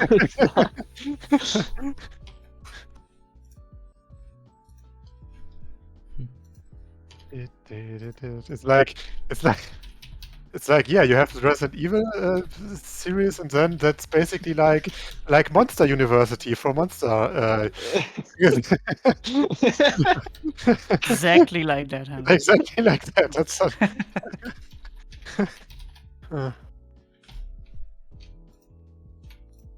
Can't wait for. Yeah, by now I think they've gone off the rails, off the grid with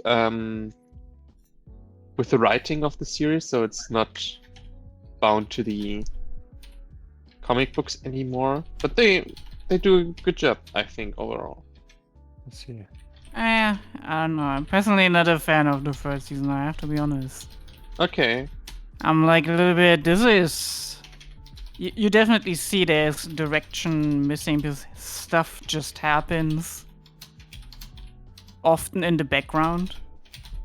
Or, what should I say? Maybe a little bit too fast. It's a bit fast. And they just move on with things. And like the show often at that point makes that thing where they say like, I guess things are just like that, huh? They don't question stuff anymore. Well, things just sort of accept things. But I think that's also just part of their chaotic personality of the of the kids.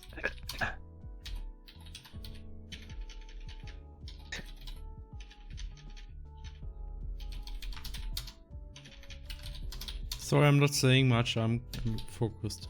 I'm in the flow. Yeah. All good. You Also, flow we will, ahead. we will have the last episode of Miss Marvel this week. And I have to say it was a good show for the most part, but I think the last episode was kind of blah. Because it wasn't about our protagonist, you know. That was not really the problem, I think.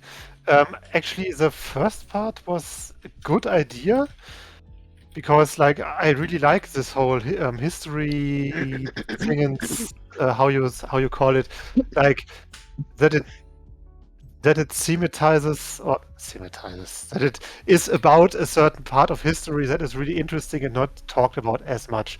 So I think they made it. They simplified it a lot, which they kind of have to, but in like very. That's basically simplified it into like some very, very low, uninteresting love story, and then they run away, and then the. That is sort of like the inspiration for all of Miss Marvel, right?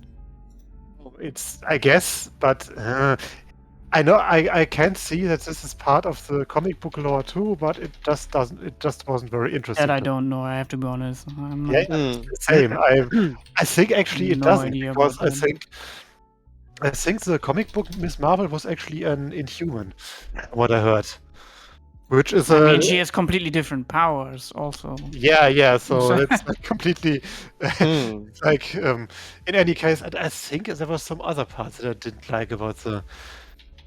I don't know. It's like, first of all, the direction in the action scenes is really lackluster. I think in the series so far. Like, there's a lot of like really weird cuts and sometimes hard to follow what's happening, and then what is happening is not very interesting. And I like the actress, but sometimes I feel like when it's about like very dramatic stuff, she's not really acting those dramatic stuff very well. And I'm not sure if it's about her or if it's the direction. It's. I mean, she is new. She never played a role before. New, yeah, definitely. And I think that's also a problem with the action scenes, that she doesn't have the.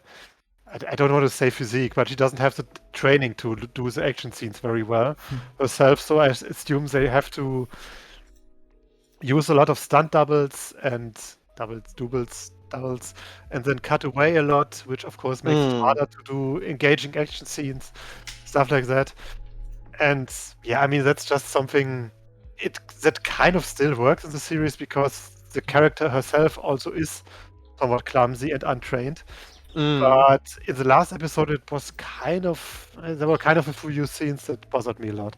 And the episode overall just didn't feel that good to me for the most part. I mean, the family stuff is still great, but otherwise, I mean, I have the feeling that it will have the same problem that many Marvel series have had so far, that they don't really take enough time to make a good finish. And not just the Disney Marvel series, but also the Disney Star Wars series, by the way. Looking at Boba Fett and Boba Fett was just weird. Yeah, but the pacing of the show was just weird. The pacing was super weird, but that's the thing. The pacing was weird, but for like some episodes in the beginning, I was like, okay, but this is still fun. Could go somewhere. But then in the end, the last episode just, the pacing really came back to bite them in the ass. The last episode, especially. But yeah, anyway, I'm gonna go away for a bit. Oh no. And Felix, I'm gonna disappoint you. Oh, I'm gonna disappoint you because this is still playing for like 30 more minutes, so I'm not gonna make weird, funny stuff in the playlist. I'm sorry. Oh well, if you insist. No. Then I will. I should have waited. Yeah. Don't skip this music though. No, I won't. It's good. It's fast. Wait, it was Dust Force. Yeah, Dust Force is nice. It's faster than life, yeah. Faster than light, of No, course. no. Soundtrack that you like so much. Okay, where's my playlist? Oh, I found this. Pew, pew. Yeah, that's better. Even this. Yoga, it's working. Look at this. Meow.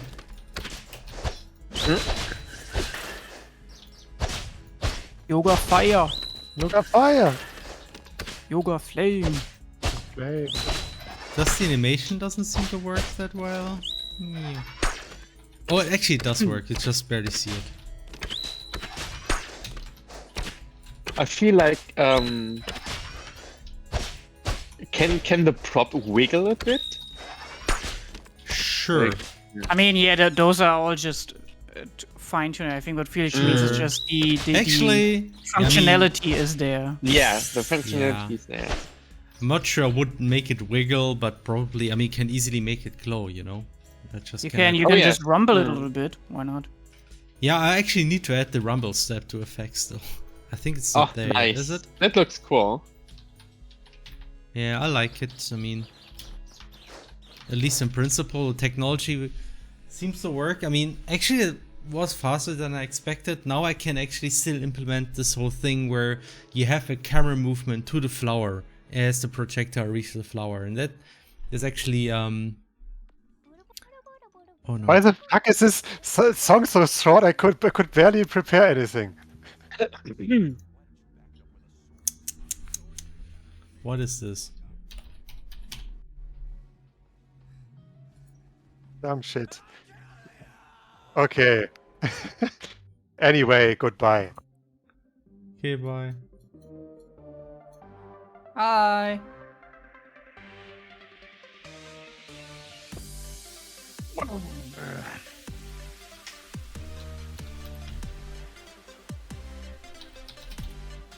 Juno collecting souls. Yeah, it looks a little bit like those God of War Okay. souls, you know?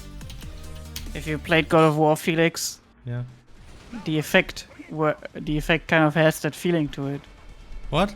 Where, like when you collected the souls in God of War, the effect is kind of the same, with the particles coming out of the enemies and Yeah, then going could to be the- like this. I mean, I'm open to other suggestions what we would do. No, I'm fine with that. I'm fine with that. Like, why not? I think it can be more flower themed. Something like this. I think it's fine. I think it makes sense that it's the flow, you know? Yeah, yeah, it's just a flow. Chat, the flow. It's just the flow.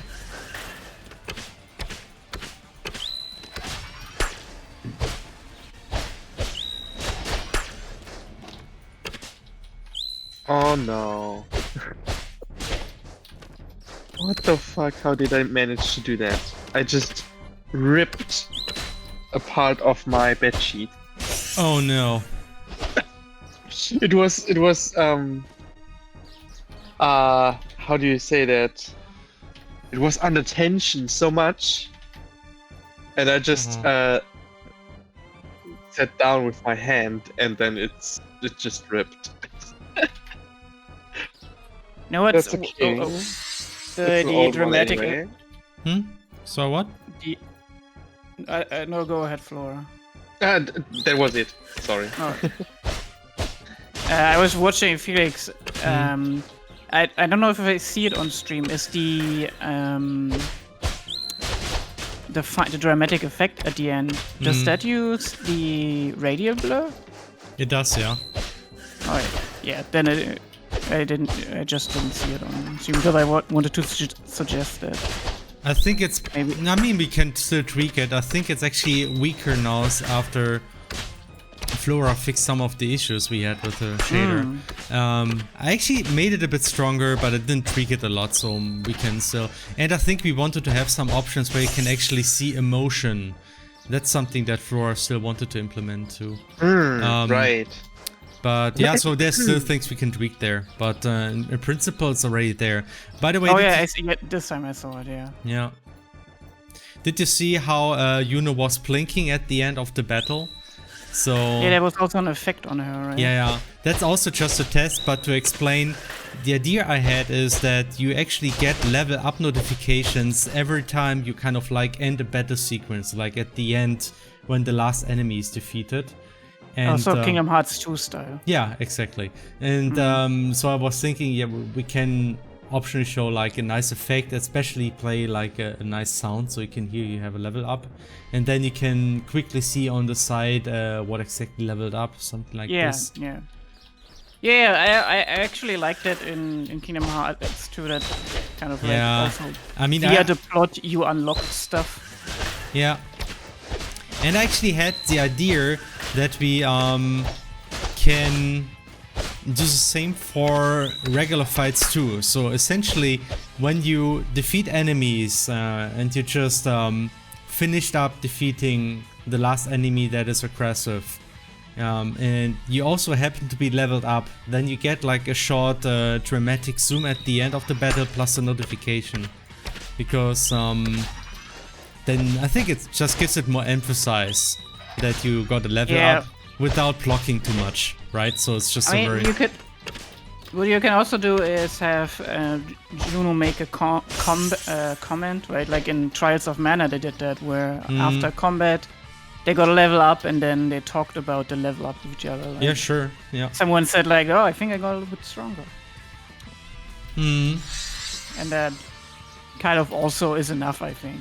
Yeah. In Crosscode, I just wanted to have it as a kind of homage to Terra, yeah. Terra, yeah. Where the heck does this come from? What the fuck? What's happening? I'm doing weird terrain things apparently. Oh, no. I'm seeing things. Not another hype map issue, please. I will throw them at you. You cannot escape them. I don't know what I did. To be honest, is it gone? I think it's gone.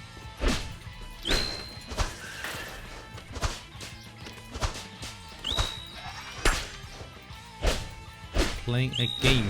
Yeah, it's gone. I think there was just no wall data below a certain tile for some reason. Okay. Oh yeah, this is a good showcase for what's missing. Like this is where I can show T3 what kind of stuff we probably still need. Yeah. Dun,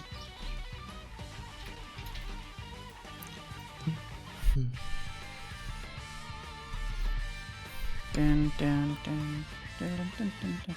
You can if you fetch the latest version. I think what you could teleport to the center 1 map and showcase what I mean with the puzzle for the stream. It's a very simple puzzle. Did I push that? I think I pushed that. I pushed it. Oh.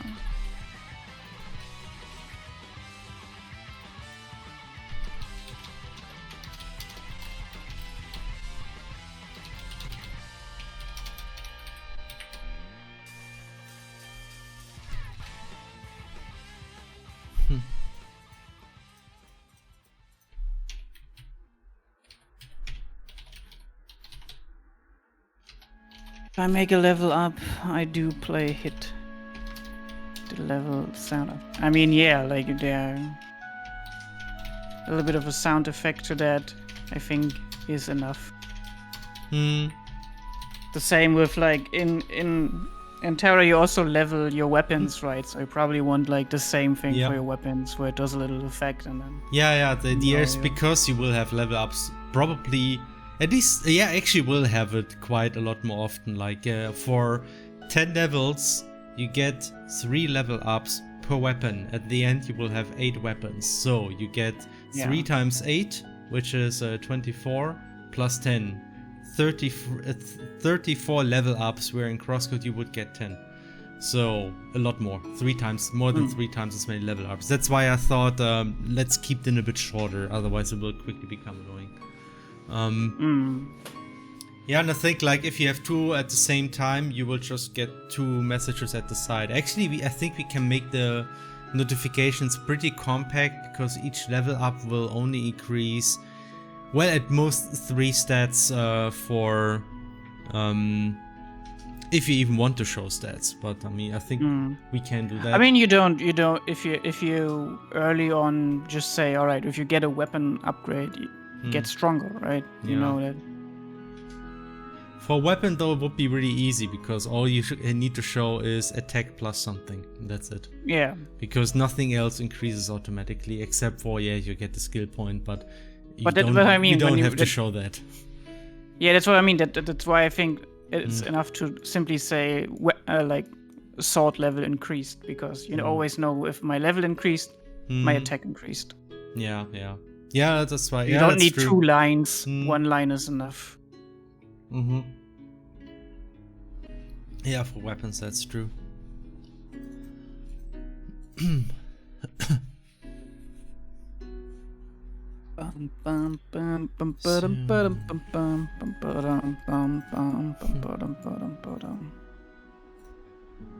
Alright. Rules of nature, whatever. I played this Rules of Nature, but what was this exactly? I don't know. Rules of Nature. I mean, Stefan should know, right? That is Metal Gear Rising. Right. Yeah. From the soundtrack. Yes. That's the Metal Gear Ray fight. Right. That's exactly the video.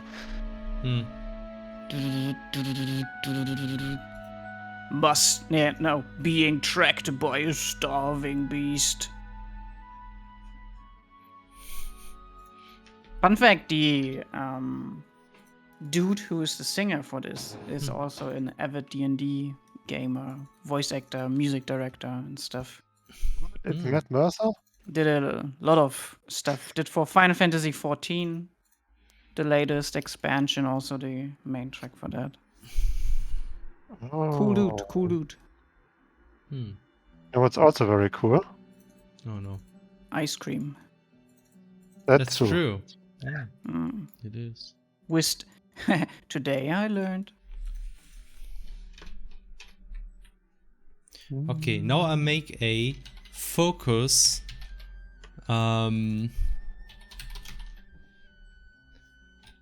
enemy counter step. So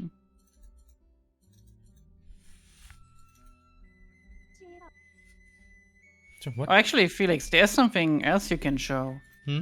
Tefri worked on a few assets. Go to the Proto outside map and show some of those props he worked on. Whoa, okay, yeah. It just opened the JSON of Proto outside. That's how focused I am. Okay, that was in test and nature Proto outside. Use the search feature. God damn it. Yeah, but yeah, look at this. It's tense. Yay. And also new those ground. New like actual roads and nice scalable props, like direct to scalable props. Show how awesome that is. how we can do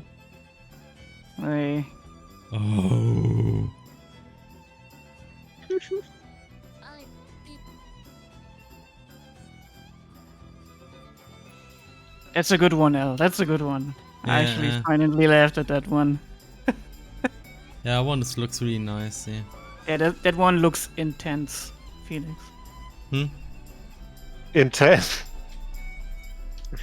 Ooh. Yes, I will have a lot of fun with these props when I do the village. Yeah, I'm really looking forward to the village. I'm sure that will be fun. It will definitely be a challenge. First time we're doing it different kinds of villages. Where you need to like think about a lot of stuff. Yeah. But yeah, those are done by T3, and yeah, they hold up very well with the perspective. That's for sure. Look at this shadow here. This is actually pretty amazing. the hedgehog? Yeah, it's not just a graphic that we placed down by hand. No, it's actually really accurate shadows. Roughly accurate shadows. Yeah, right. We had to make it. Oh god. Accurate enough. Yeah, in Crosscode, Yeah. all the shadows were placed by hand. Hmm. It was kind of... Let's not forget the shadows we had to put on a different layer indoors to make like indoor shadows. Oh gosh, Oh, the indoor shadows. yeah, so which shit. I sometimes just didn't do because I forgot. Yeah. There were so many maps that I noticed that just didn't have shadows. Yeah. Yeah, I mean, at some point I also stopped doing them because, like, it wasn't worth it. Simply. I mean, I did them in a very simple way usually, in a way that took like a few minutes, and then I was done with. It was just like, and I was like, okay. Fireplace. You can make Yes. the Kickstarter stuff now. Yeah, finally. we're getting really close to being an indie game. Yeah. Yeah. Just need to fire. Finally, our dreams of becoming full-fledged Kickstarter developers becomes reality. Yes. Yes. Also, Felix, we watched something. What did we watch again? We watched something. A certain finale of something with balloons and Oh yeah, we watched Kaguya. God damn the it. Gundam reference. Yeah. And a Resident Evil reference. The freaking Resident Evil reference. That one was actually that one It was so caught good. me by surprise. Like, Yeah, me too. And I really especially how laughed at it. They did it really nicely. Like, maybe we can show this. I'm not sure if that's Yeah, a spoiler. I have it in I have a the GIF? video here. A GIF. No, I not just have a GIF. I have a YouTube video. Yeah. You have an actual YouTube video from the webpage YouTube? Yeah. Look at From what they did. webpage. From the webpage, I'm gonna HTTPS. skip out like here. Look, this is like the Resident Evil view. www.youtube.com. Look at this. Everything is pixelated, and then she kind of like just keeps running next to her furniture and everything. It's perfect. And the camera, and the camera swap and everything. It was Yeah, I like the camera swap. It's like really retro Resident Evil. Like I was laughing so freaking hard when this happened. it came out of nowhere. It came out of nowhere. And Yeah, had, like it was no, just there. Suddenly, I mean- Resident Evil. the only hint is like the background with the zombie theme that they have there. But it's Yeah. but also if you see when she runs next to the cupboard or whatever that is, you see like a text down there that says "nothing really here." Yes. Like when you investigate something and there is nothing in the cupboard or whatever. It's like really great reference. Yeah. And, let's see if I can find the Gundam reference. It was also so fucking random and great. Gundam reference. Oh yeah. It's really fun. Yeah, I got it. I hope it's a GIF. Alright, guys. I'll be heading out. It's late. Okay. I'm sleepy. Have Have a good time. night. Well, Good night. Yeah. Oh boy. have Good fun night. dreams. Bye bye. Don't let the sleep demon wake you. Sleep demon, right. Okay, it's a I'll Reddit punch video. him in the Felix. face. It's a Reddit video, Felix, in Discord. Reddit video. What is it? The Gundam reference. Oh yeah, like so how might I like this kind of reference here? Bit longer. I mean, you can. Oh yeah. I think you can skip until 15 or 20 or something. Hmm. Okay, it's like. Little. Did they actually show the original? No, they just skipped over. God damn it! I'm gonna see if Yeah, I can find a not better good one. video. I think I sent it to you, so you should have it in. We should have it in our.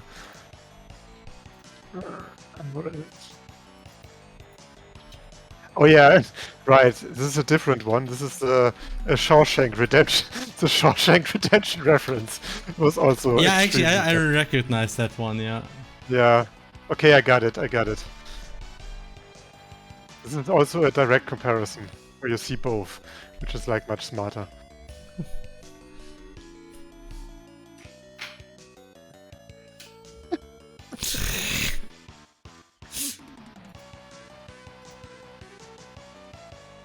Yeah, Kaguya had a lot of great references, which were pretty exclusive to the anime, actually, right? They're anime exclusive.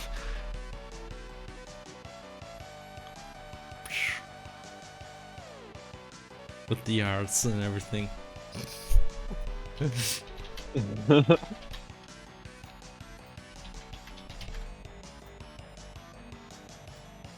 I think I even recognized this one, the Gundam one.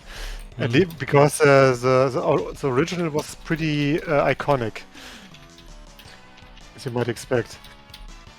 But yeah, fun fact, and very surprising, and something we have never mentioned before. First of all, the son of the producer of Terra was the writer of Kaguya-sama. That is true, indeed. It's very We never surprising mentioned that and before. true. And also even more surprising, and something we never mentioned before, and I think you have never heard that before, especially not by watching in the My Anime List top anime rankings. Kaguya-sama is a very good series. Yes, It's it like, is.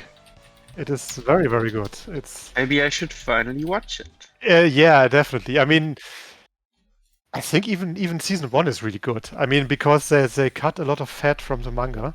It's a little bit kind of like some people don't enjoy the humor, so I'm not sure if it's for everyone, but I thought I thought the humor was amazing, and Yeah. it's because it's kind of like in the beginning it has like a few weird moments, I think, and it kind of like feels more like a gag manga in the beginning, but actually it's surprising how serious they get with all the topics, and in general it's just like a very smart rom-com, I think. So like they handle a lot of, especially like how they kind of like dodge or even make fun over some of the cliches you have with those shows, and I often appreciate that. Yeah. And like how I mean, that's something that will actually only happen after the anime, even the recent one.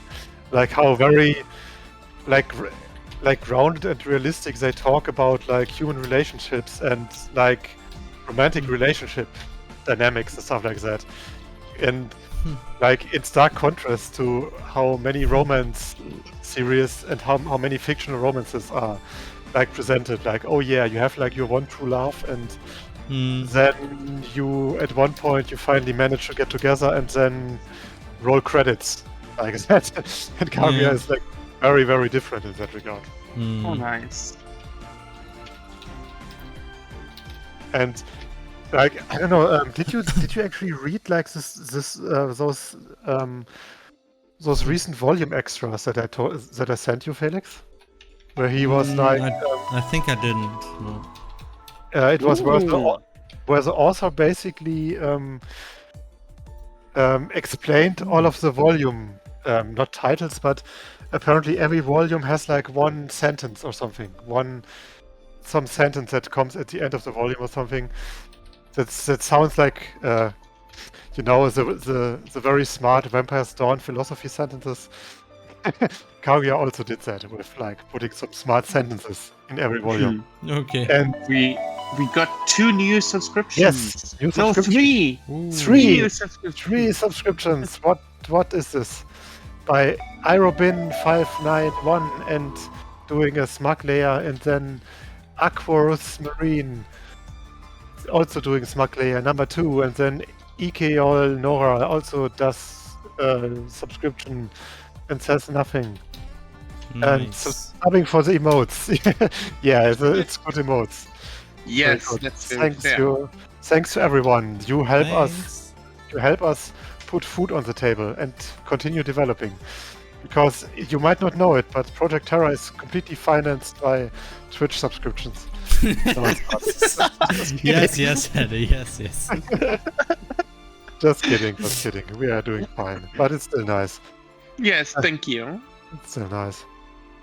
Okay, just want to say, in those recent volume extras, Felix, there's basically no drawings or whatever he usually does. Instead, he just does like very serious and very sincere explanations of all the stuff that he put at the end of the previous volumes. What? Like, Okay. like explaining, like, love is actually not about purity; it's about speed and stuff like that. Okay. Which sounds like a meme, but it's actually like, usually it's not about how pure your love is. It's usually more in who is the first to confess and actually gets the relationship locked down. Okay. Which is like, I mean, that is very real in many ways. As long as there are some, like, as long as it works out, of course. But I mean, the purest feelings can't really amount to much if you don't get into stuff. I mean, it's. I think it has been a few weeks since I actually read those, but I remember that for a few of those I was like, man, Akasaka getting extra real today. I mean, he already does that like constantly with his other series that he writes currently called Oshinoko that should definitely be read by everyone, including Felix. Yes, I know. It's really good. It's just very, very good and very, very relevant. And what was the recent topic actually?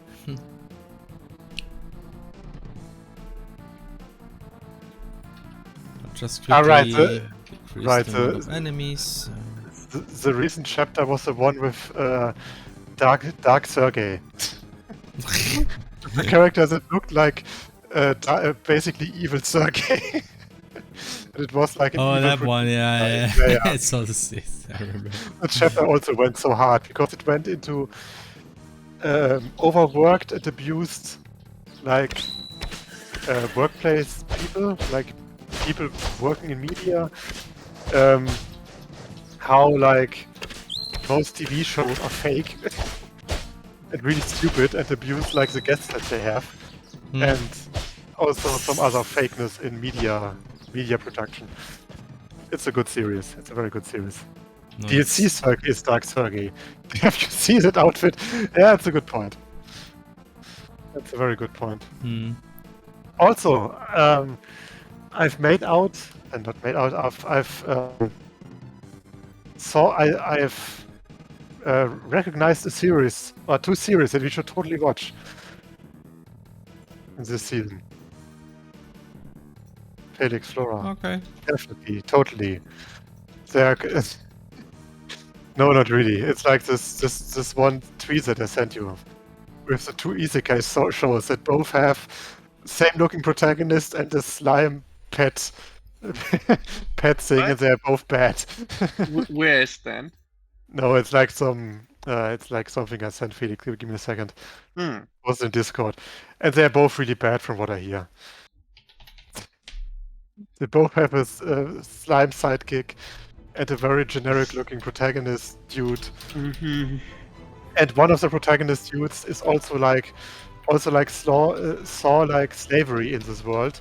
It was like slaves, I guess. But I can't afford any right now. And that was his the amount of moral indignation he felt for seeing slaves in this world. You know, okay. Apparently it's very good. It's a very bad show. So I can tell you some really good isekais. For example, Owl House is a good isekai. Yeah, I've heard about that. Very good. That had some really cool world building and stuff. Yeah, I've heard about that. Very good. Over the Garden Wall, classic. Yeah. Alice in Wonderland, a classic isekai. True. Alice in Wonderland. And I heard Amphibia is also an isekai. What? I haven't heard about that, but Amphibia is also a cartoon. Okay. Where a girl lands in a world of frogs. Oh, I see. Okay, that makes sense. I don't know much about it. I just heard that it's supposed to be good. There's also unironically a good isekai anime this season. But it's actually not really an isekai, despite it having another world in the title. And it's called... what was it called again? I forgot the exact title. Ah, come on.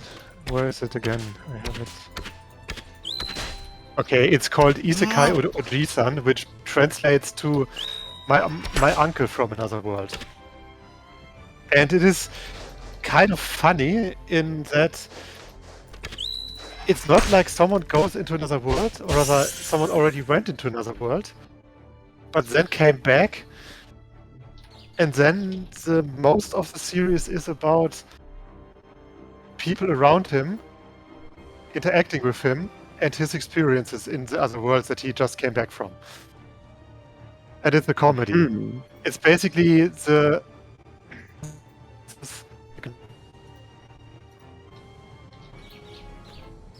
Oh! Is Hannah gone? Hannah!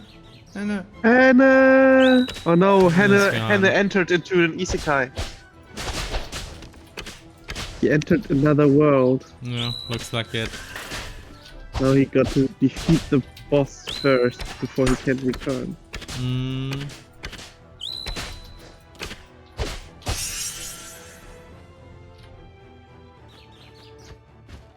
Okay, that seems to work. Awesome!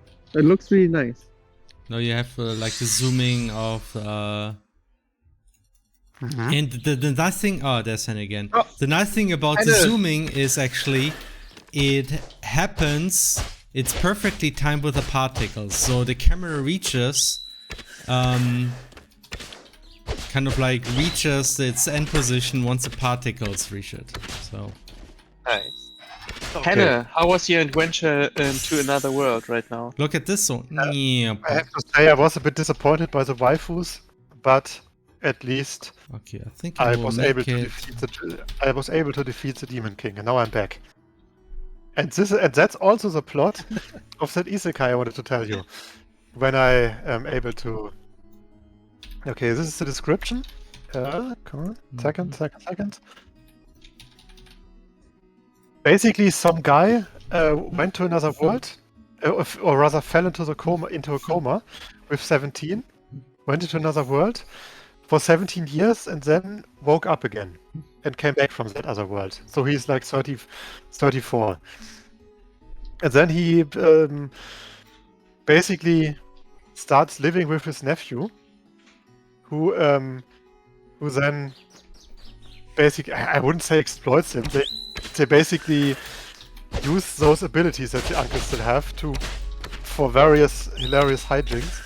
Among them, having a YouTube channel and doing like viral videos on that, because he can do magic tricks that are Wow. literal magic. And That also, sounds fun. that's very fun, and that's just one rather small aspect of the show. There's also, of course, the whole like, oh, he was gone for 17 years, so now he must adapt to the modern internet and everything. Yeah, and he learns how to do free shipping by using his magic to teleport to places or to fly. And also, I'm just gonna post the video. The opening is an entire big Sega reference, because the uncle was like a huge Sega fanboy, and he went to the other world like 1 or 2 years before Sega basically stopped doing consoles. So the first thing he asked after he came back was like, "Yeah, who won the console wars? What is Sega doing these days?" Then the nephew had to explain to him that Sega, sadly, it isn't doing consoles anymore. And then the uncle went into shock, or had to deal with the trauma. And yeah, the opening is basically, for the most part, just references to old Sega games. And Nice. it's really good. Really That's fun. really cool. And I have, including this nice chip. And it does like this really nice this old 3D style where you have like that's also similar to Mega Man Legends and stuff like that. That still looks really cool, I think. Graphics capabilities of the Dreamcast were actually impressive. And I'm not even sure if that was Dreamcast or if that was Saturn. Come on, Or Saturn would never be able Saturn. to render this. No. I mean, this not is in definitely this fluidity. Dreamcast. Or do you mean the original one? The original visuals? Original Sega visuals with the girl dancing? Yeah, I mean the 3D Like stuff. the 3D Yeah, stuff, okay. Yeah, it's true. The Saturn would have been a bit... Yeah, it's true. People always kind of like overestimate how good actually consoles were. Like people say, oh, this looks like a PlayStation game. And like, no, the PlayStation would never be able to render this. God Yep. damn it. The PlayStation 1 with the... What is it? With the 16-bit resolution. Hmm. In variables and stuff. That Yeah. made it jiggly. Yeah, that looked kind of worse. I mean, today it's part of the charm. Yeah. That's true. Anyway, I mean, I watched the first episode and... It's not just that the concept is really funny. It's also like the entire mood of the series. It has like this very very muted, like it has a very muted color scheme usually, at least when they are in the real world and talking about stuff, because it's like for the most part it's like a slice of life where they just have like those very grounded, very low energy conversations about things and how it was in the other world. And then sometimes he basically plays like some memory sharing spell where he can basically show his memory on some magical screen and showed what he what stuff happened in the other world when he was there. And those are usually like sometimes so fucking mean-spirited, but it's like so hilarious in that like the other world was so shitty to him in many ways. And he's like such a like like such a chill, low energy dude. And he's like, oh yeah, that was kind of tough going through that. It's like it has like this very great mood in that just makes those that just makes it very hilarious in what it shows. Like I can really recommend it so far. I'm not sure how well it will hold up over time, but for the first episode I had a lot of fun with it. And I have to say, from what I saw in the opening, the one waifu had like a very, very, very, very good design. I liked her a lot. Very important. Did she look like she would kill you? Yes and no. No, not really. I think you would like her. Give me a second. Or rather, Flora can talk about the other things, but I will. Yeah, I wanted to say before we end stream, we can raid someone again. Oh yeah, let's do this time. Yeah. And I have 3 potential targets.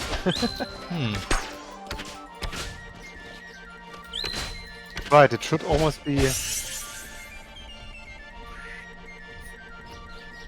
Alright, we did it. Looks Awesome. good. I think we're done. Yeah, I mean, I managed to zoom. Yeah, the last thing I can do is that it can actually, if you say focus counter, it actually works how it should. So let's see if I can make this work. Should be much work though. Focus counter.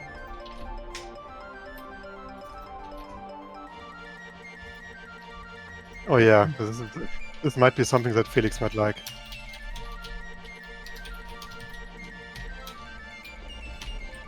She looks like Zelda. Kind of, right? But she also has like this casual, and I really like how they draw the hair, like how you can see, like how you can really see the individual strands very well and stuff like that. And the glasses, of course. The glasses also make it.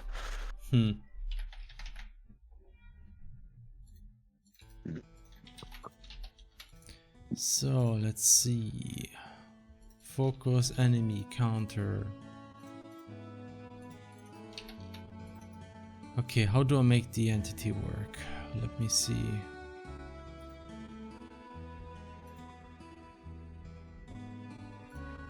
Reminds me of something. No, it doesn't. Okay.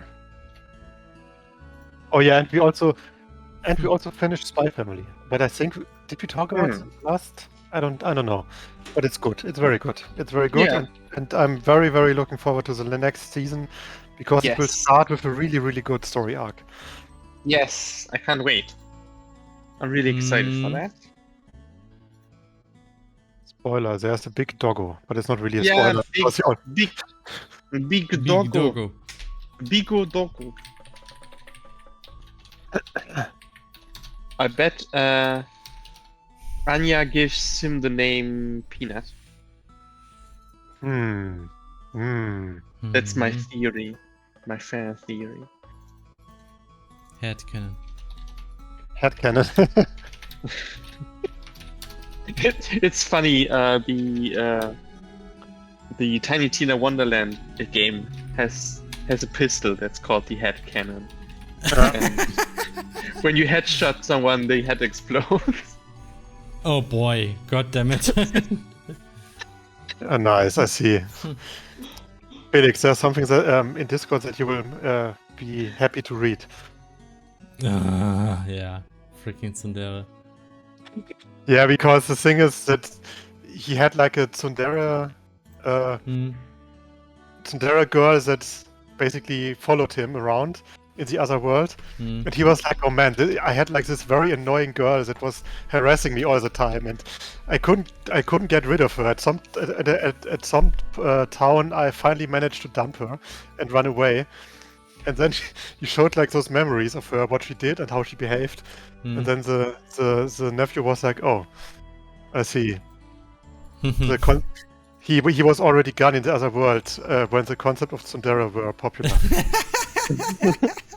We just didn't get it. Yeah, But, that I have sounds to- like a good anime. What is the name again? It's called Isekai Oji-san, or give me a second, Uncle from Another World. From another. Okay, that sounds. I have to say, I'm also kind of getting the vibes that the uncle is also just ace and aromantic and just doesn't give a shit about sexual and romantic relationships, because he's just it's like, I mean, it's just how he behaves. It kind of feels like that. Also a bonus, and I'm sure you will love that. The uncle is voiced by the same voice actor that also voices Dio. Nice. And that's just perfect for the role. He's just amazing. Awesome. But he's much closer to the dad from Kaguya-sama, which is also amazing. So win-win. And what also surprises me, you know how in most anime they usually try to use like fake brand names like McDonald's or Bama font or something. In that series they actually use the name Amazon and of course Sega. So Didn't work. I guess that's no problem in that series. Maybe they have licenses. Anyway, it's a great series, so I can definitely recommend watching that. It's fun. And I Yeah, also I like would the art be- style and everything. I would be interested in watching that too. Yeah. So, I mean, it's basically almost the only series that is worth watching from what I saw so far, aside from Made in Abyss. Flora, did you see the movie of that already? Of what? Made in Abyss? No, Okay. But still haven't. you did see the first season, right? Yes. Okay, so that means Nice. we three can basically watch the movie together and then the anime. Yes. Because we also have only seen the first season. It works. Nice. Awesome. Look, you can even say that it focuses a counter in between waves if you want to. Like, Let me show it again. really So now nice. it actually also focused the counter after the first wave. Which might be a nice thing to do when you introduce the concept of the flowers, right? So you see like, oh, it goes then. Oh, okay. Here comes the next one. Or the next two actually, because I skipped one wave. It all looks so nice to use compared to before. Nyong. Boop. Bloop. Flower blooms. We make flowers bloom. Yes. Terra is a gardening game, confirmed. There's a question. Yes. Are you still active in the multimedia access forums? Not that much. I actually are. posted something. No, I'm not. But What? I actually posted something like a few weeks ago. What you did? Yeah, I posted some. I'm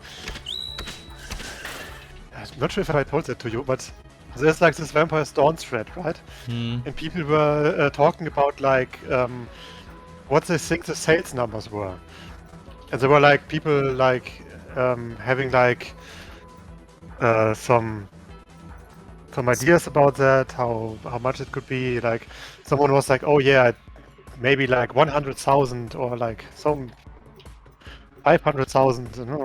And then I was like, yeah. From my perspective, and going by numbers that I might know from other games, and looking at the review numbers, I think it had like those kind of numbers in that kind of very rough area, and that was basically the post that I did. Okay. Good. Because I couldn't let it stand that people think that Vampire's Dawn sold well. Yeah. No, not really. It was just something that I felt like sharing at that point, because I was like, the reviews are that, so maybe that's Discord made in a ways watch together incoming. Yeah, totally. In the public, we are just watching it with like sure. And 30 our people. Twitch is dead. not on Twitch, on Discord maybe, but Okay. yeah, even that would be a bit questionable. Don't forget me. The stream is coming to close to an end, yeah. I'm just testing stuff now, not really doing anything. Juno makes flowers bloom. Yay. Yes. Bloop. Also, something I need to mention real quick because it's super important. Did you know that Kayson joined VShojo? It's a super big deal. Can't really overstate how big of a deal that is. Felix, please react to this. This is a very No. big deal. What did you say? What did you talk about? Kayson. Who's Kayson? Kayson, she joined VShojo. I don't know what that is. It's probably VTuber related, so I don't care. Well, actually, yes it is, but also, I don't care. this is really weird. Felix, this is very important. Why? This is like such a big deal. And another person joined, who might also be a very big deal, but I can't say it because it's very secret. Okay. But everyone who knows even the slightest bit about VTubing in the audience, that we definitely have those people, will be like, oh yeah, I know, haha. This guy gets me, this Henne guy. I will now buy Terra because he gets me. Or rather, I will buy it later in 5 years. Yes. Yay. Or 3. Yay. It looks really nice. Yay! I'm happy with this. It's really nice. Now you can tweak effects until infinity, and then it's gonna be really, really, really nice. Yeah. Okay. Can't wait to see some particles sparkle out of that flower. Yeah. That will definitely be particle effects on the flower. I think so.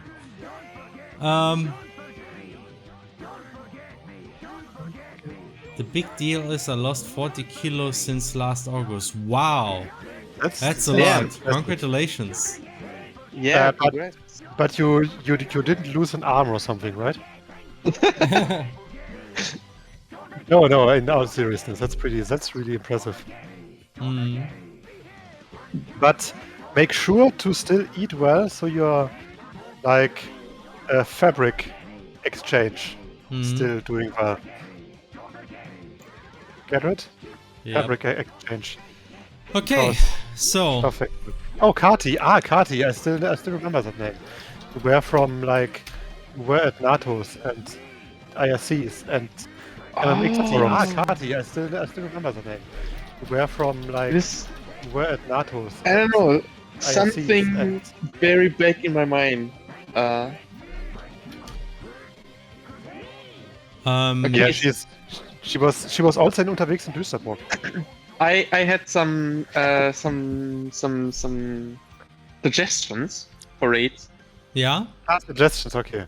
Yeah. Okay. So one is is a friend of mine, Analog Ember. She raided us too.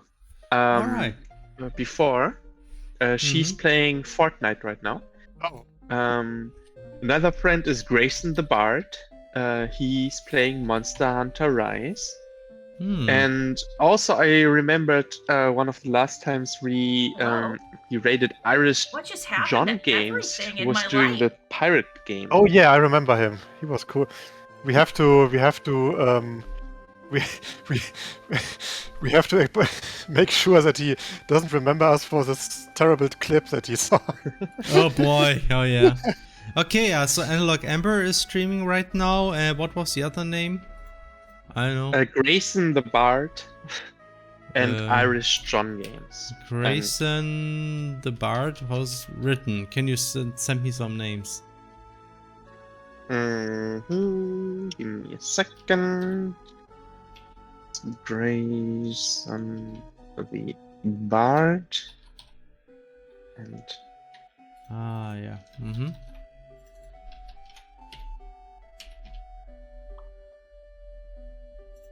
Okay, so which one should we rate though? No, that's a big question.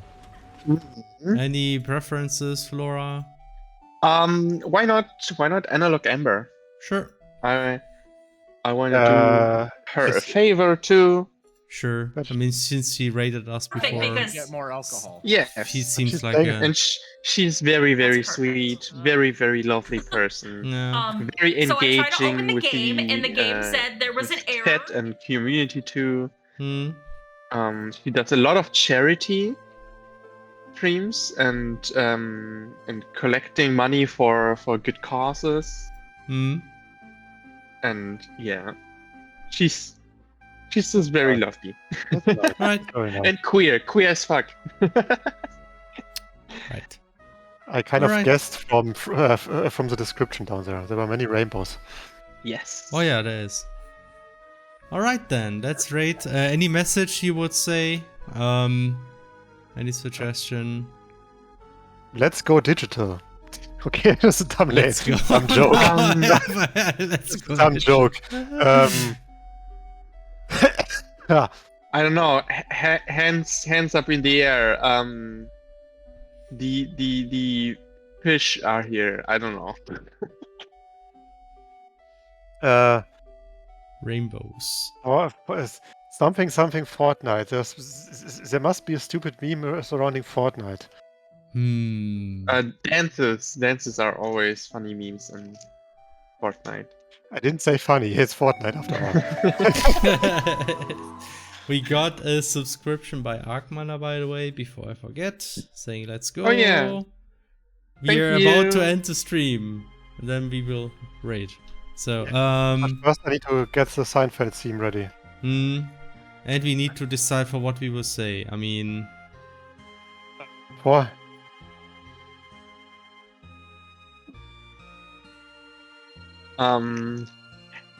Hands in the air, hand over all your fish.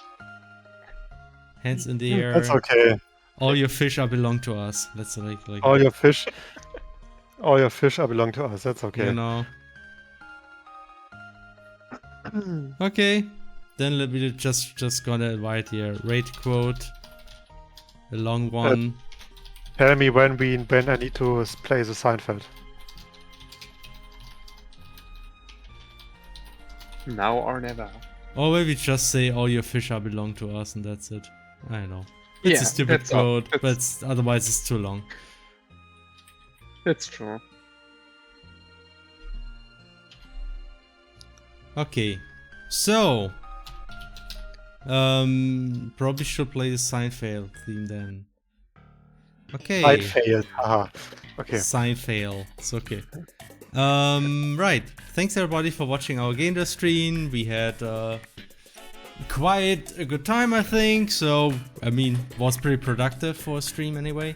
So hope to see you again for the next stream, which will be soon-ish again. And so maybe we get more towards content development now in the next few weeks. We'll see. And yeah, also follow our Discord. I mean, go to our Discord if you want to see more streams with Stefan. He has Discord streams. Not And official, so. yeah, they're also official. And that's it then. So until next time, thanks for watching. Now it's time to raid Analog Amber. Let's go. Thank you, everyone. Thanks everyone Thank for watching. you. And Till raid next time. starts now. Be nice. Takanashi Kiara. Okay, Watch careful. This YouTubers. channel is intended for mature audiences. So that's what it says. Anyway, so remember the quote: "All your fish are belong to us." So, gonna write this again here. So get ready, everyone, and rate now. Click. Like, So good. Just trying to play. I'm trying to play some games.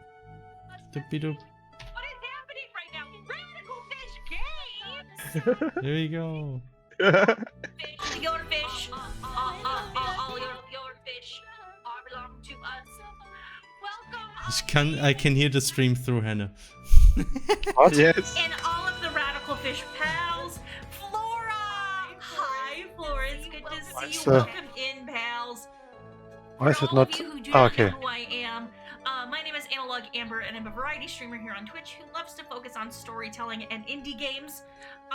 We are going to be playing some Fortnite with some of my teammates here in Focusing on indie games. We are playing some with Fortnite. Fortnite. It's a bit different. I love you all so much. Well, Well, you Anybody gotta who's do hanging something out else with now and then. Radical sure. Fish Sometimes you and gotta get the needs views. to, So needs to go take care of themselves in any way. please My feel free to go get some Stream water, is something to eat pausing right now, over and something over to and over drink, again. It's annoying all me. of I'm those leaving beautiful, Discord now. Bye. lovely All right, things yeah, good that night, you need to bye. do to take care of yourselves. you But got if it. Okay. you'd like to hang out with Ja. us and see me be really bad Können at Stream jetzt Fortnite auch and maybe beenden, crash ne? my computer Oder- again, Ja. Ja, ist richtig.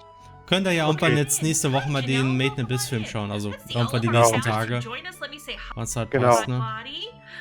Gut. Okay. Okay. Alles klar, dann bis morgen, ne? Ja, bis morgen, schönen Abend noch. Ciao, ciao. Gut, ciao, VTuber.